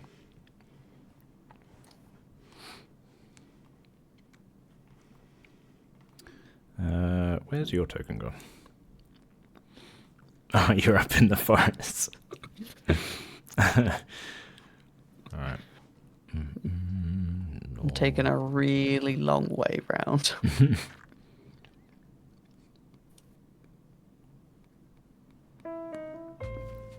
As you step into this cafe bar area, bar currently closed, just serving like soft drinks and stuff. But they're serving food. And there's quite a few patrons there. And he sees you walk in and William. kind of waves you over to his table. I see you did your time. Oh, you should. Oh, you missed it. Oh, I don't know how. I don't know how I did it. But yeah, I mean, I guess the gift of the gab. Should have seen me. I just blabbed stuff about the lore, and they bought it up, and I was out of there before you could say Bob's your uncle. Nice. How's your day been? Okay. What have you been up to? What do you look into? What have you investigated? I figured I would save the fields for both of us, so I haven't done that. I decided to go get some bit of therapy and a splash in the hot tubs to try and relax. Don't use the leisure center; it doesn't work. I'm probably more stressed now. Oh, I see. Oh, so it wasn't a good session then. No, they didn't really help. But I ran right, so from start to finish, I went to go get my car, ran into Edgar Osborne, who had turned into this weird monstrosity. I punched him and dodged. I didn't even get hit. So, apparently I'm a really good boxer. But, You got in a fist fight without me. yeah, and You I were did barely great. 5 minutes out of jail. What are you doing causing a fight already? Because he puked in a man's face with this weird white sinew. Alright, as you do. Learned I can sing a song that kind of mystifies people, and I can get them to forget stuff. Not sure how. Also, I think Steve is starting a cult, but that's another thing. On my way here, I heard an SOS over the radio. Oh. Do you... Oh. It was on one of the channels as I was browsing through, so I guess another lead is we could go to the radio station. Yeah, I mean, well, I'm not sure if the radio station would be able to, play it again. It depends where it's coming from. It could be coming from some ham radio anywhere within the town. If it is a ham radio, it couldn't be much further out. Tend to have like a low distance. My car is still tuned to the frequency that it came in at, so oh, okay. That could narrow it down, because it stopped and then went blurry, and I just kind of turned my radio off. I mean, if it's an SOS, I'm pretty sure it's going to play again at some point. Right, so you're saying it's like some kind of Morse code? Yes.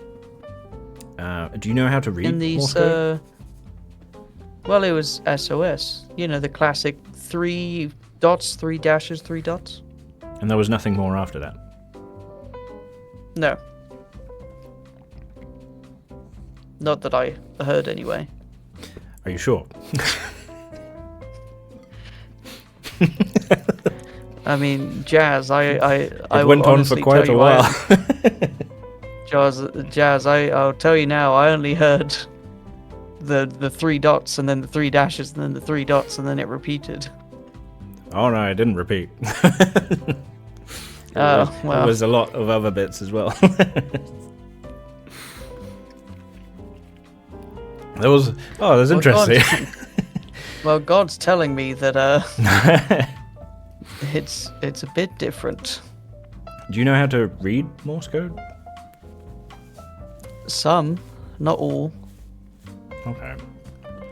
I thought it was an SOS, but I think I'm wrong. Well, maybe we could take either a trip to the library or something and see if we can find any books on Morse code and see if there's any way to decipher it. That sounds good. All right. Grab your coffee and just take the cup with us, and we'll get in my car and head over. And you head on. Oh, stop the music again. I'm gonna turn the radio back on, just onto the static without turning the knob, and just be like, well, I hope you like TV static. It's my favorite radio station. Yeah. Drive down to the library, and yeah, it's literally static all the way down, just hearing. But as you're driving down, you're seeing that the streets are being kind of decorated in preparation of Election Day, and you catch a date that it's basically happening tomorrow, Wednesday. And you're seeing like odd people in suits handing out leaflets to say, vote for such and such, and blah, blah, blah. Vote for the dumbass. Fucking hate this town. And I'd say just to save you the whole description of it all, you go to the library and you find a book easily enough of Morse code. I have a thing for this. Library use. Can I roll library use? Sure. Roll a regular library use. To see how good I do? Yes. You do amazingly. It's literally the first book you pick up. You just grab it randomly and like, oh, there it is. It's the alphabet for Morse code. Luckily, it's the reception desk had it on the desk. What I can do is get this sound to you after session as well, so if you wish to continue working on it. But it takes a bit of time as you're in your car just parked somewhere listening in. And sure enough, it eventually kicks back in.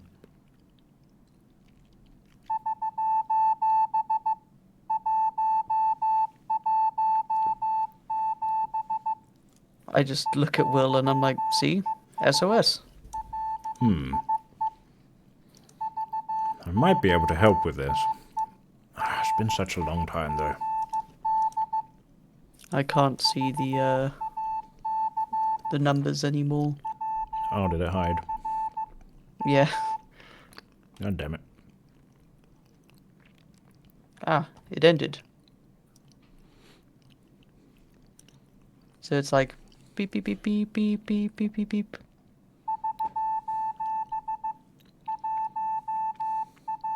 But that sounds like way too many words. Yeah, I understand. It definitely does start with SOS.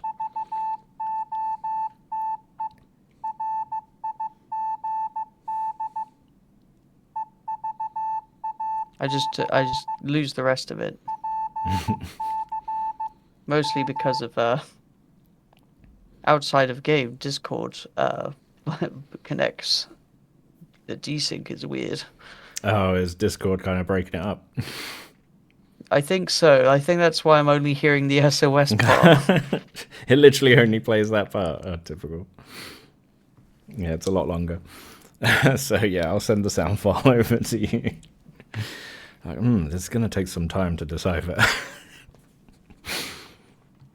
Just because it on my side it's going like the beep beep beep beep beep beep beep beep beep, and then just like and it's like Typical. okay. So yeah, you picked up SOS, but yeah, there is a lot more. That's why it's like my recording will pick it up fine, and you're like, it's just SOS. So I'm like, no, there was a lot more. I mean, I'm now suspicious of William Steele being like, "Are you sure? Are you sure it was just SOS?" It sounds like someone, whoever it is, they're sending out some kind of distress signal. Well, I can definitely rack my brains to see if I can help in any way. Well, today, at least we know we've got a code coming. We've recorded it on this tape recorder that I will listen to later. Don't ask what this is. But we can at least go out to the farm today. Yeah, absolutely. There's also that case of that guy you had a fist fight with. I'm very intrigued to find out what happened to him. He got taken to the hospital, and the samples of the sinew were taken to the police station, I believe. Right, okay. Well, we've got a couple leads there. Which do you wish to head to first? Well, considering you're here, we should probably go and investigate these weird plants. All right. Would you like to, I don't know, we could knock two birds with one stone, or would you like me to come along with you? What would you like him to do? Would you like him to stay or split up?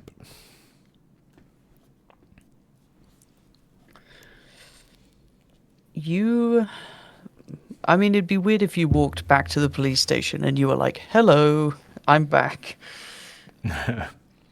So maybe go to the hospital, as, you know, you were in there before and you got access. So you can go see this person, but be warned, they are very violent. If they act up, give them a good smack on the head. That seemed to work. Well, if that doesn't work, I've got my trusty gun anyway, so... Jesus, man. Did you ever get your gun back? No, they kept it. But I have this now. And pull out the 12 gauge. Jesus! How did you get that? I felt like we needed a bit more precaution. I mean, there's seeing monsters and then there's seeing monsters. Do you really think there's some creature out there? Yes. All I right. believe we're dealing with something monstrous. Okay, well, remind me not to piss you off. All right, well, let's head down. Oh, my mouse has disappeared. There we go. Right. Good luck in your travels. Yeah. Let me know what you get up to. He gets out of the car and heads his way over to the surgery.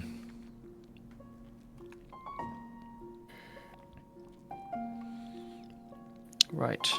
I'll do some private rolls off camera, off recording to see what happens and how well he does. And I'm gonna go out to the east to the farms.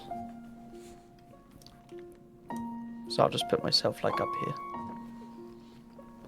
Okie dokie. To go to where these weird cadaver smelling plants are. Let's take you to this scene.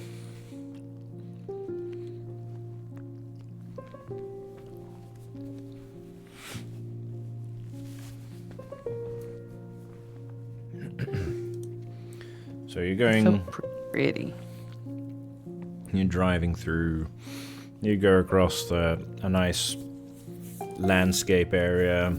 Pretty sights that you're seeing. The odd few little dragonflies darting here and there across the river. You see, like, some people have set up like a little picnic area just beside the river.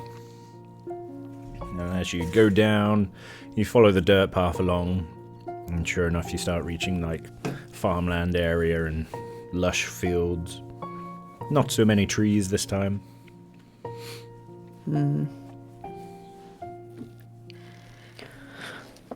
Well, this side of the hills is nice. And continuing the path, it will lead you down basically to an entrance to one of the farms. Are you wanting to head straight to them, or are you getting out halfway, or...? I will probably park my car up half, like, at the farm, not halfway. I'll go to the farm to make it seem official.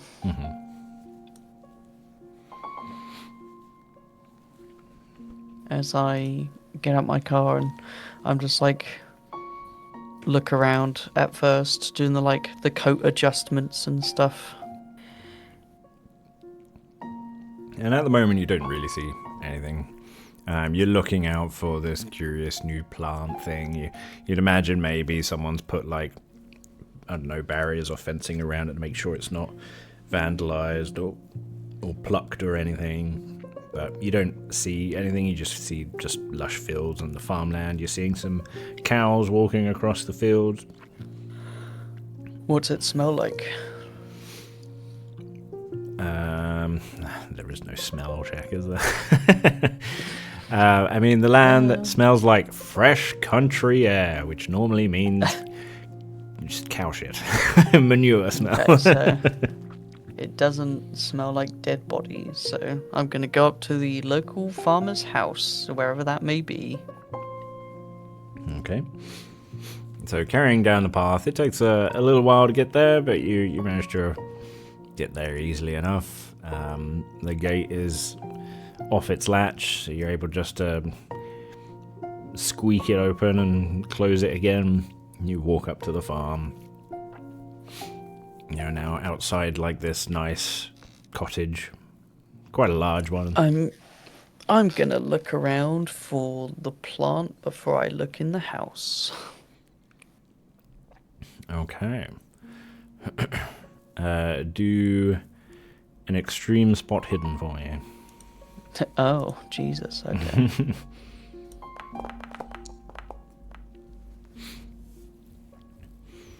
Okay, looking around, you don't really see anything out of the ordinary. A lot of dirt paths. You see your shoes getting muddy easily. There's some wild chickens just running around happily. They've obviously let them out to just roam.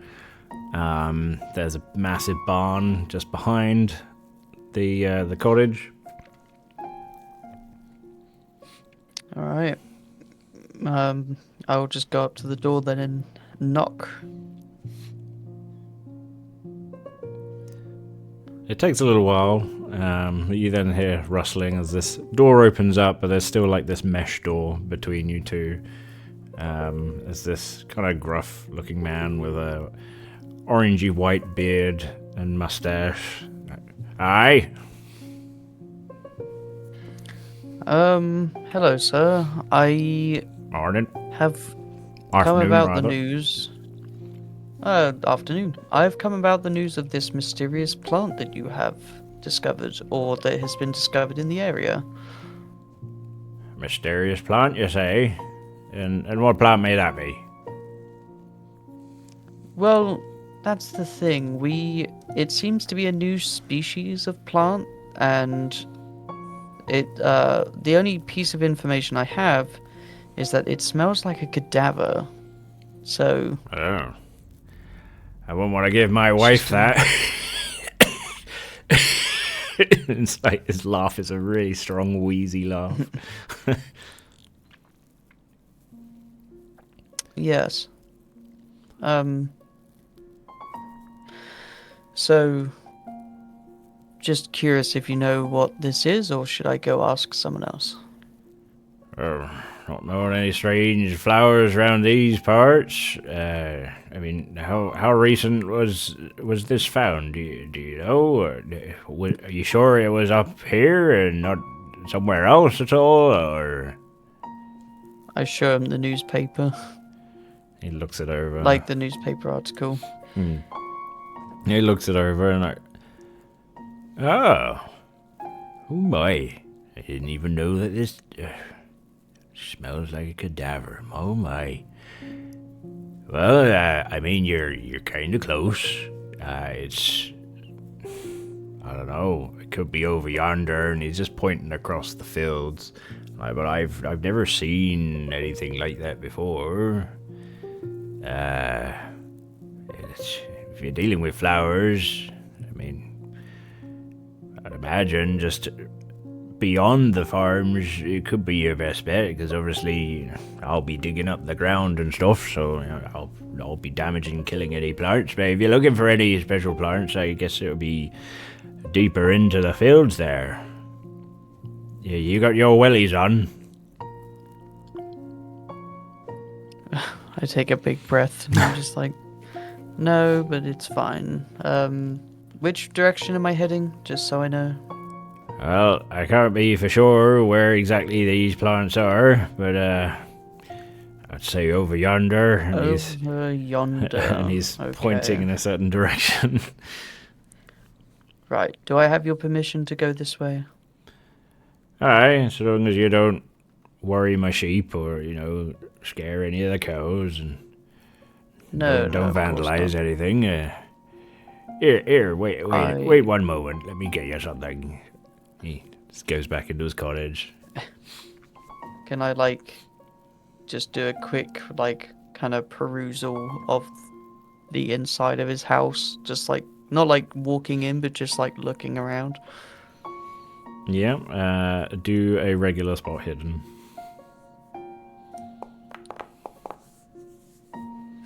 Yes. 19 with a hard success. Looking around, you see, he's clearly living alone in this cottage. He's just got, a single sofa facing this radio. He's got, a table and an empty whiskey glass to one side.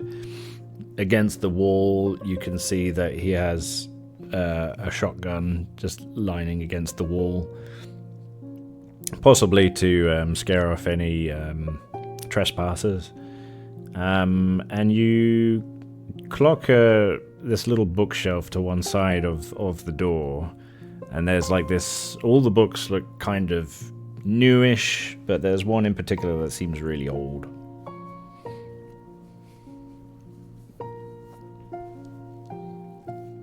Could I just quickly reach in and grab it?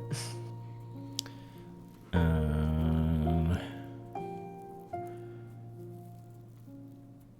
I won't get you to do sleight of hand. That's fine. Yeah, you can reach out and grab it. With sleight of hand of 10. I mean, you're not really. He's disappearing, doing something else. So yeah, you snatched the book for yourself. It's just like reach in, grab it, and then put it behind me as I just wait outside.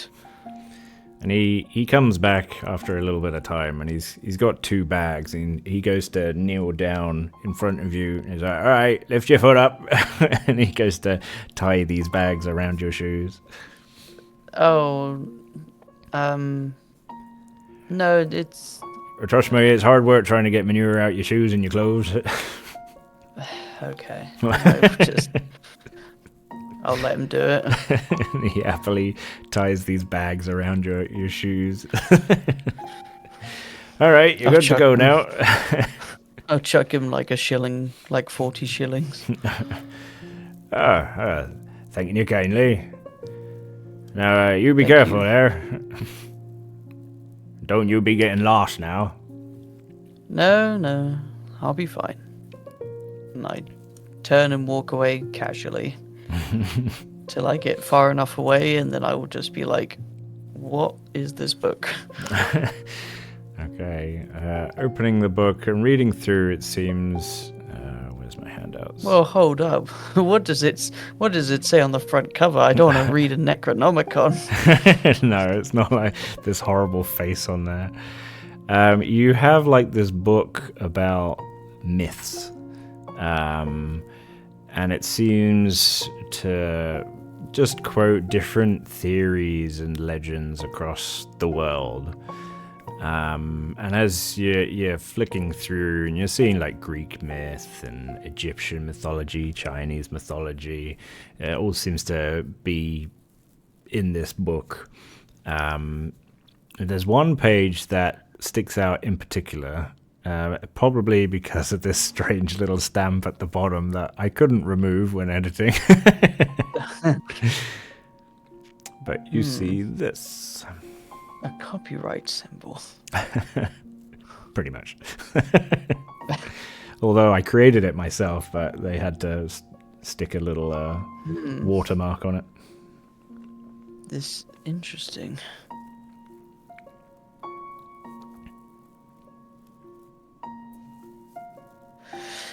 So, the black goat. Capra. I'm not going to read this. It's, I'll get William to read that. Its cultural history is rooted in Celtic, Nordic, and Germanic folklore, buried deep within urban legend and superstitions. Each region has a different approach to the black goat, but with strong similarities. It is unknown if they are based on truth or just purely Christianity is very different, however, as the black goat is depicted simply as Satan, often in the form of a satyr, a half-man, half-goat creature who plotted rebellion against his father for his transgression. Yeah, Christianity stuff, okay. Blah, blah, blah, blah, blah. The black goat to be male has been lost over time due to war, fires, theft. Only translation share the same meaning. The whisperer in darkness. Right. So this old man just had a book on wives' tales. Okay. But I'll keep that in note. And this weird symbol on the bottom.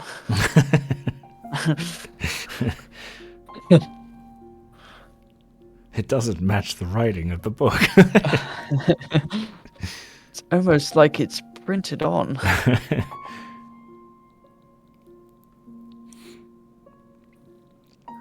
Okay. Oh, sorry, sheep. Didn't mean to do that. You're a good boy. Yes, you are. Okay. And is that like the only thing redeemable from the book? From the book, yeah. Okay. It's the one thing that seems to stand out to you. As I'm walking through the field, like trying to find where these plants are, I think Baxter just starts like being like, lightning bolt. Okay, no, I can't do that yet. Or can I? I don't know how this works. Give me an occult check. I'm just trying to get other roles involved, and that seems something that would match this situation. Of course you would, extreme. All right, with Praise God. the extreme then, I think that's going to relate to some experience that you've had. As you're reading that particular page and why it grabbed your attention, and rightly so, you're reading and skipping through it, you're like, yeah, all this nonsense. And then it's as if once you're then kind of disregarding some of it, and the moment you say the whisper in the darkness, you hear that sound again that you heard in the forest, that kind of echo through your mind.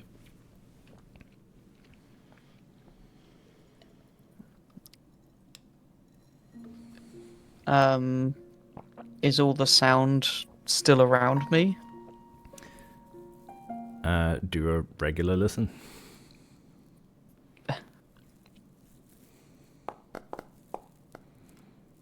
But well. With a 96 critical fail. I mean, you're hearing the sounds of... Yeah, how are you going to push it? I'm going to just, like, put my pinky in my ear and, like, take out some earwax and be like, okay. Oh, well, I guess we're going with this music. Okay, roll again. Wow. Oh, that much better success that time. Yeah, it seems like you were getting tinnitus in your ear, hearing this whistling, and it must have been the memory that kind of put you on edge and made you tense. You do hear sounds of nature around you. There's still the sounds of the trickling river, and then the birds around. None of the animals seem to be freaked out. I'm actually going to change that because it doesn't fit the scene. Maybe this one. I've got 9 golds today. That's a better one.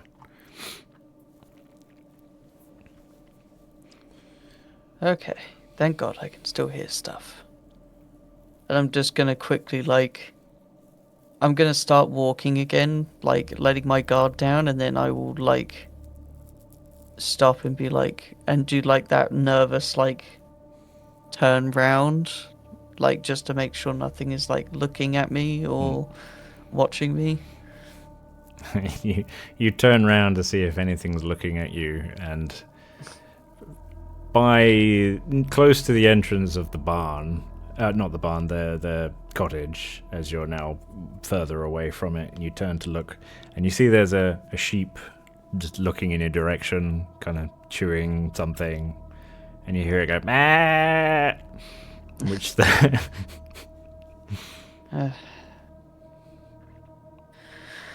Calm down, calm down, calm down, calm down. It's okay.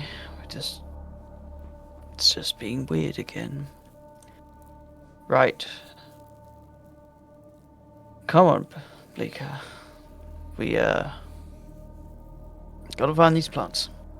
I'm just gonna keep marching down the field. Okay.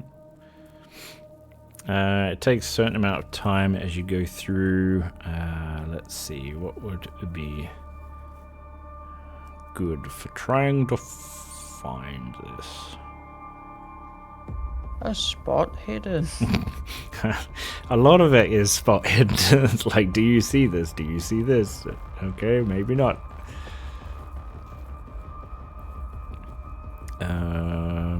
Because it's not going to be read lips.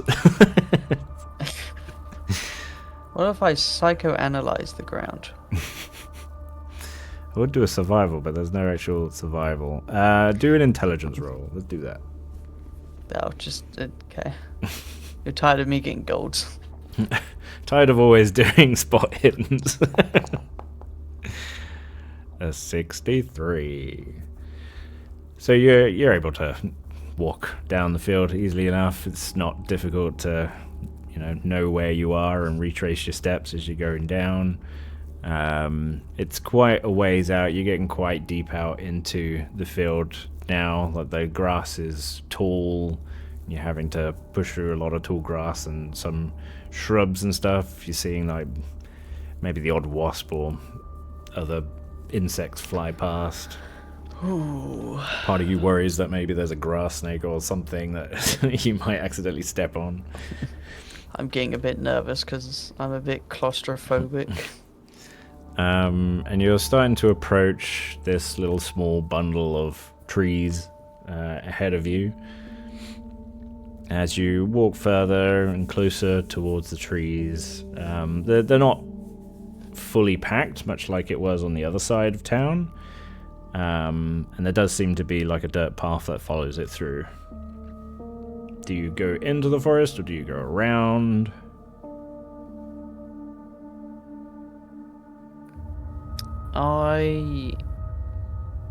So if I look around, it's like this giant grass field behind me, and then it's like trees in front of me. Yeah. Into the forest I go.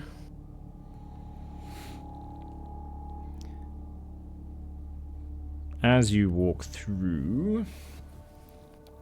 But I am like... I would say I'm walking through probably at a slower pace, and I'm making sure like... I will probably like hand on the shotgun like holster. Shotguns have a holster, right? Like the double barrel one. I guess it would have a strap that goes across your whole body. Okay. Unless you'd just be carrying it by hand. So I would probably have like not loaded, but like just one hand on like the butt of the gun, and I am paying attention as I'm being more, what's the word, perceptive as I'm walking through due to the last time I walked through the woods. Yeah. No, it wouldn't be a listen joke. Natural world. Give me a normal natural world. God damn. Okay. You're walking through the forest. You're being very careful about what's going on. You're listening intently to sounds around you. The dirt path seems to kind of end, and it's now like just overgrown grass and fallen twigs and branches and stuff. And you're... Why does the dirt path end here? Did it lead to anything, or is it just stops? The path, like the dirt path itself, kind of just fades into foliage, but there is a clearing still to go through the forest. Okay, so I can see like a clearing. Yeah, it's not like a complete dead end. I'll get through to the clearing then. And pushing through, you're able to, like, you notice the odd few rabbit holes here and there. Let me see.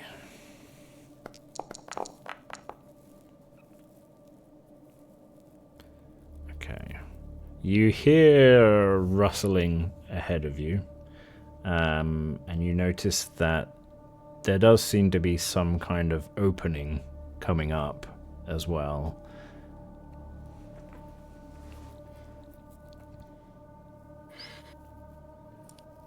I think it would be at this point where I'm like, I maybe grab like one shell and I like put it in the shotgun, but I don't like snap it back.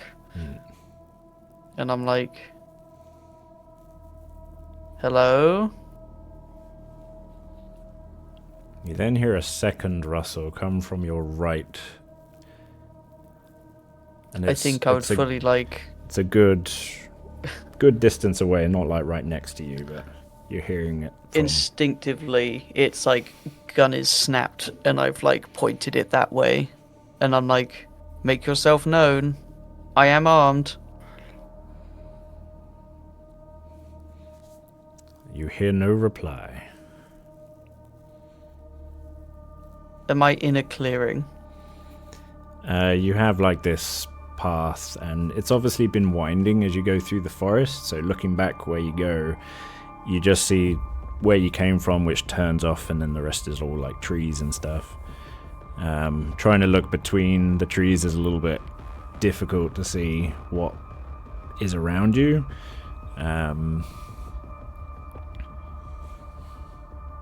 I take a big breath in, like holding the gun to where I heard the noise. I close my eyes, take a big breath in, and I'm like, and I just want to listen to see if I can, not like triangulate where it is, but you know when you like really try and hone in on your senses? Yeah. I'm trying to do that. Do a listen check, and I will contest against you.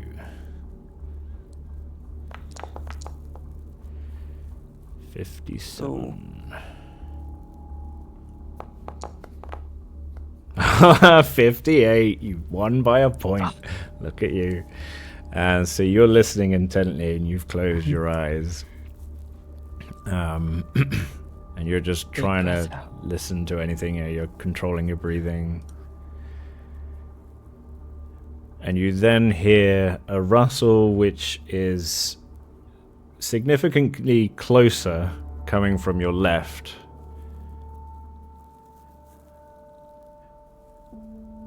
What do you do? Do you instinctively act upon that and shoot, or what are you doing? No, I think I would snap the gun to like that and be like, "Make yourself known." Give me an intimidation. Oh boy.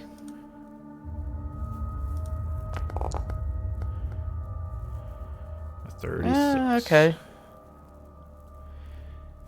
Pointing in the direction, you hear the rustling move away from you. But it doesn't seem to be hurrying. It's just like another little rustle. I think I would cock open the shotgun and load the other bullet at this point, and then snap it back and be like, I'm going to stand and start like keeping my gun pointed at where I'm hearing the noise. I'm going to very, very slowly like start moving down the path and just being like, I will shoot.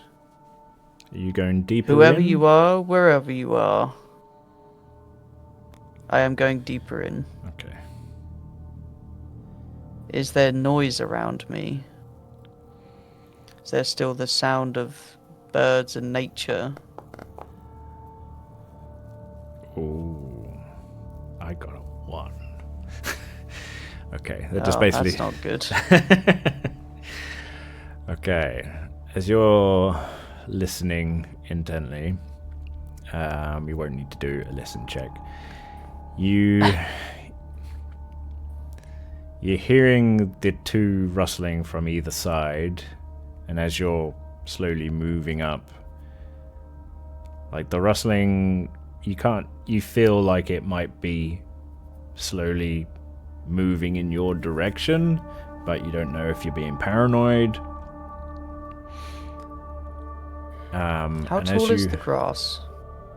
It will come up, well, where you are on the path, it will just cover your ankles. In the fields, it was over your, like, it was coming up almost to your hip. Oh, okay, so they're in the field still.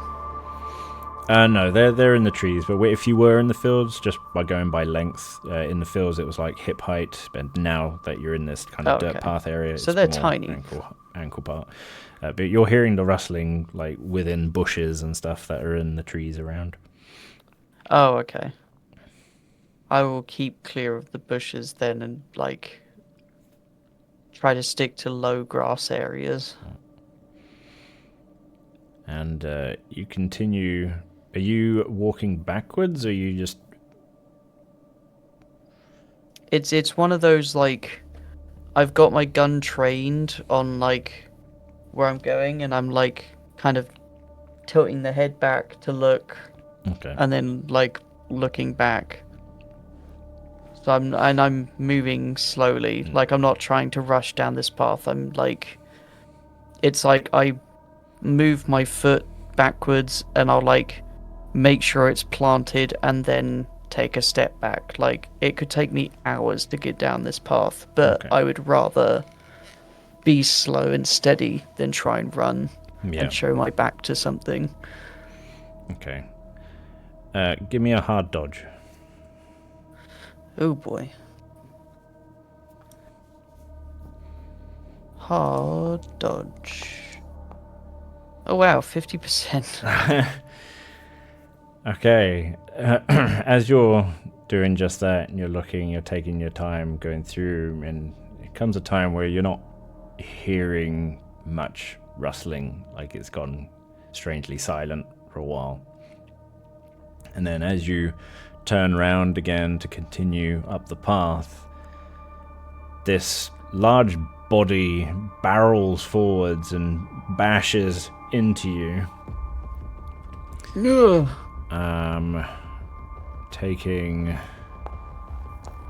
Okay, 2 points of damage. Okay. Knocking you onto the floor. As you look up to see what it was, you see this deer just scampering down away from you. Must have been frightened or scared of something.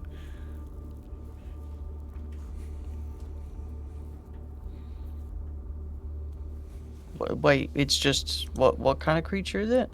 A deer. Oh. Okay. And as you stand up, now calm in your mind that, oh, okay, no, it wasn't some evil monster. It was just a deer. Wait, what's that smell? And you don't know exactly where you are, but you stand up and you turn around, and you can see there's a lot of trees here that look kind of sickly, and there's these strange man-sized plants, like I say man-sized, they're basically your height, like I'd say 5'5" in height. It has this strange stalk, almost like multiple vines are holding it up, and it's like a blackish brown color. And at the top, it's this large bulb, which almost looks like an egg from Aliens. And that's like the bulb at the top. And you're seeing others that are growing off the side of some of the trees in this little clearing. You're seeing some that are more closer to the ground, but the bulbs are all poking upwards where the sun would be coming in from.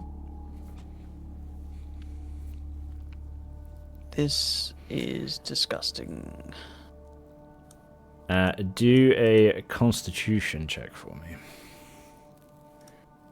Okay. I'm trying to add the shotgun to my ranged weapon as well. I think I've got it, but you might want to check it. 69. Hey, 69. That's a success, right? It's alright, I'll add the... Oh, yeah. I'll check it over. Might have to wrap up soon as well. So with that, the smells are overpowering now that you're paying attention to it. And yeah, it smells like you've stumbled across like a pit filled with bodies. It's that bad. And they've been just ripe in the sun for God knows how long. But you're just seeing these strange plants around you.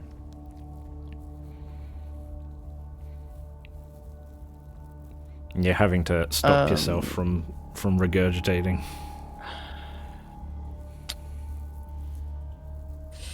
And you said they're like these man-sized, like big plants. Do they look like they could, like, eat me? I mean, the bulbs, if you were to think of maybe carnivorous plants, they look like they could definitely open Like and wrap themselves around your head. But they don't look... They look like they're similar... They look like one of those pots, like that a fly would like land on and slip into and then can't get out of. Oh, yeah, those little... Yeah. No, doesn't look like them. It looks like none of them have bloomed. And they all seem to be latched onto something. So ones that are close to the ground, it just like you see it, these blackish brown vine-like stalks wrapping themselves around like a boulder around the side of a tree. Whatever they've grown onto, essentially. It's like they need something else to keep them upright. I'm just going to fucking shoot the thing that's supporting them. I'm just like, nope. You're just going Bam. blasting.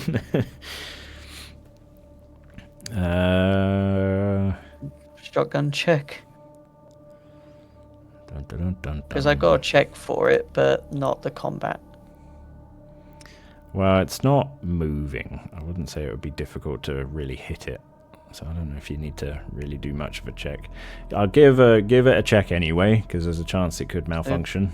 +1 or 2? It's not moving, so I'd say a +2. Okay. Yikes. Imagine it was just hundreds all life. around it. So yeah, you blast it. Are you using both rounds or just the one round to shoot? Just one round for now. Just Okay. bam, and then seeing what happens. Oh, I see. So that might be the range that it's at, where it's definitely... Okay, roll 2d6.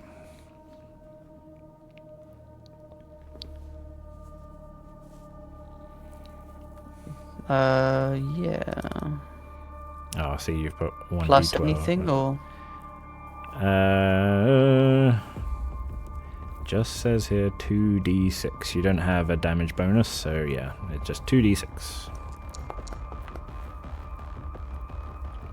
Alright, and that blast, yeah, it definitely just breaks the stalk down and it splits in half with the blast, and you hear all these birds just suddenly scatter out into the sky. And the vines split open, the pod just bends and then slams onto the ground. Let me do a little check here, and I'll do another d10. So, okay, so that'd be the 76. And the pod flumps onto the ground, and it opens slightly, releasing an even more pungent smell. Give me a hard constitution roll.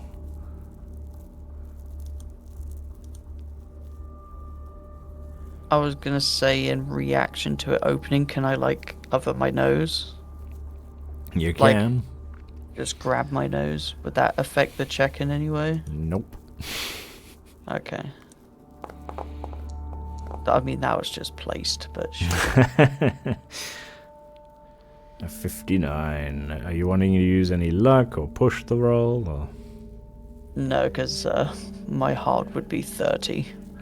Oh, okay.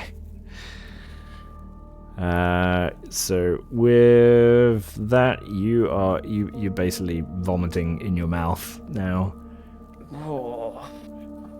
It is very bad and sour, like it's bringing tears to your eyes. So with covering your nose with your hand, you're now changing it to like using your whole arm now at this point. I think I'm gonna like back off a bit and like light a cigarette and just like not even smoke it, just like hold it like under my nose and just be like essentially like burning the smell out of my nostrils. Just like, whew. 92. And I'm gonna okay. look at my like box of matches and just be like, this is gonna suck. And I want to... How close am I, would you say, to one of these pods? You're maybe like 10 or 15 steps away from it. So 10 to 15 feet. That... Could I flick a lit match onto one and see if it catches fire? Yeah, that's pretty much what my 92 was for. I was like, could this smell be like a methane gas? Then it was like 92. Because Like, okay. Yeah, I am very much like I have looked at my matches, looked up, and I'm like, right, couple steps back, and then I'm trying to like flick it to like... I'm gonna need you to make a dodge roll. Okay. Could I argue it's a bonus considering I'm the one that's like... I'm actively being like, I know this might explode? It was literally as you were lighting your cigarette. Okay, then never mind.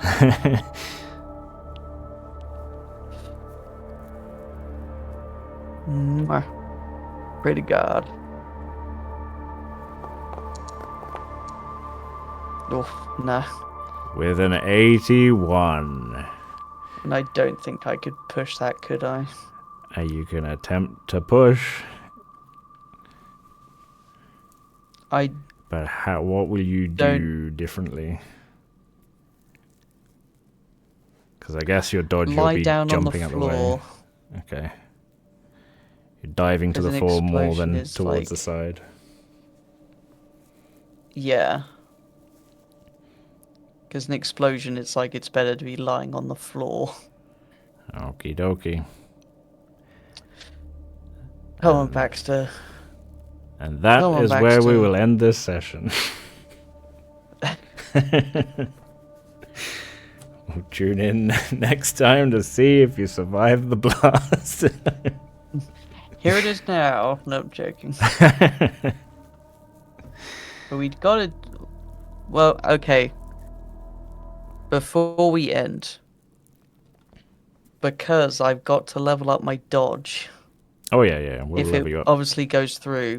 Yeah. Should I do the roll first? No. You or can do should it I afterwards. level up? It's fine. Okay.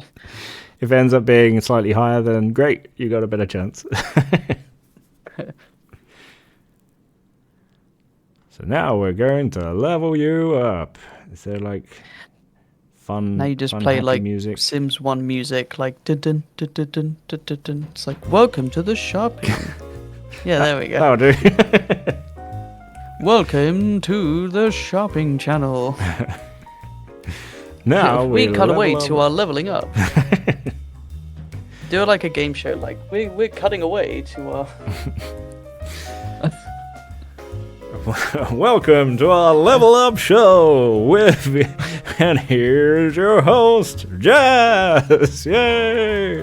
Welcome. Yeah! And our contestants today, we've got a lively bunch with only one person, Cameron. I'm the only one alive. And tell us your name and where you come from. Oops, I already said your name. But my name's Cameron. I'm so glad to be here. That's great. Well, it's time to level up. Which would you choose first out of these categories? I mean, I love listening to you, so I think listen. All right, let's roll those lucky dice and hope you get higher than a 43. With a 16. No. Now roll a d10.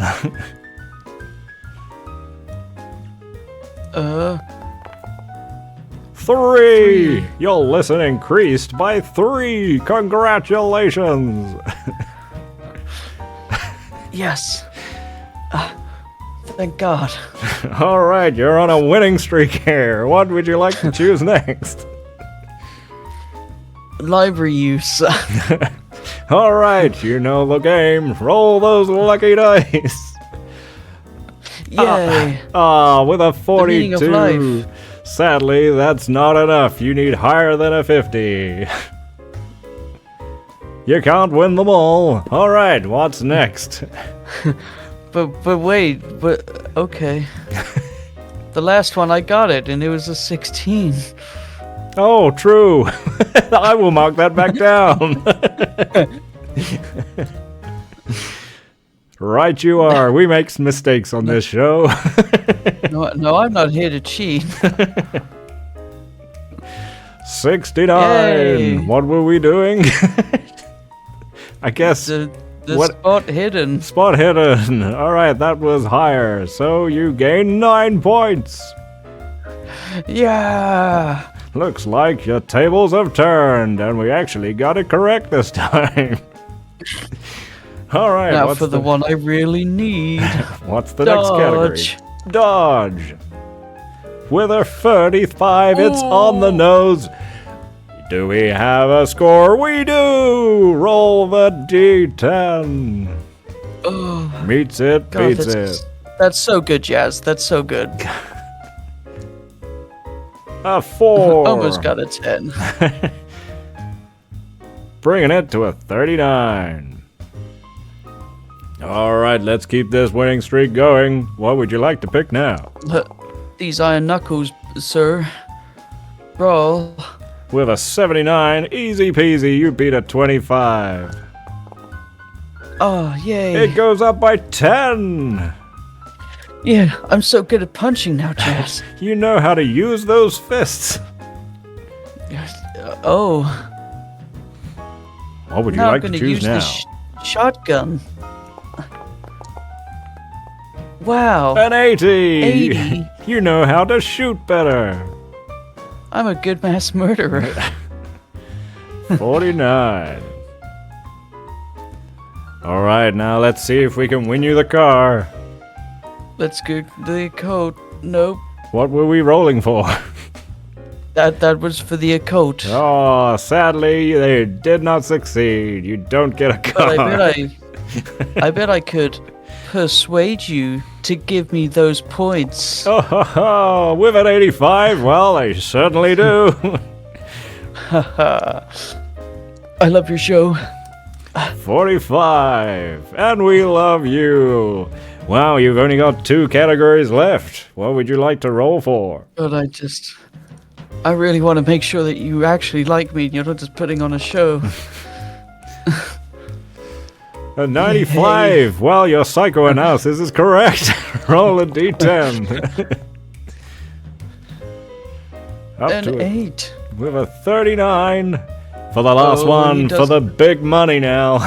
You need higher doesn't than a like me, 40. I'm gonna try and sneak away. A 49! Yeah! We have a lucky winner! Had to slid across the table, but it's okay. Bringing that to a 42. I would like a reroll on that, Jazz. Oh, we don't get any rerolls. That's all we got time for today. Thank you and good night.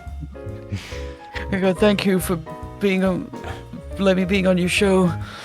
Oh, but what's this? William Steele also levels up? He's leveling up his lore. Oh my god.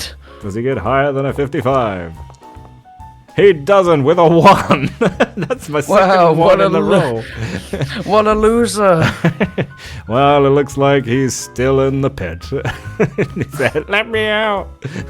He only leveled up one thing. You rolled a 1 again, and you know what that means? In the pit. No. Not the pit. And they just closed this steel trap door. All right, thank you everyone, and good night. Yeah. Yeah.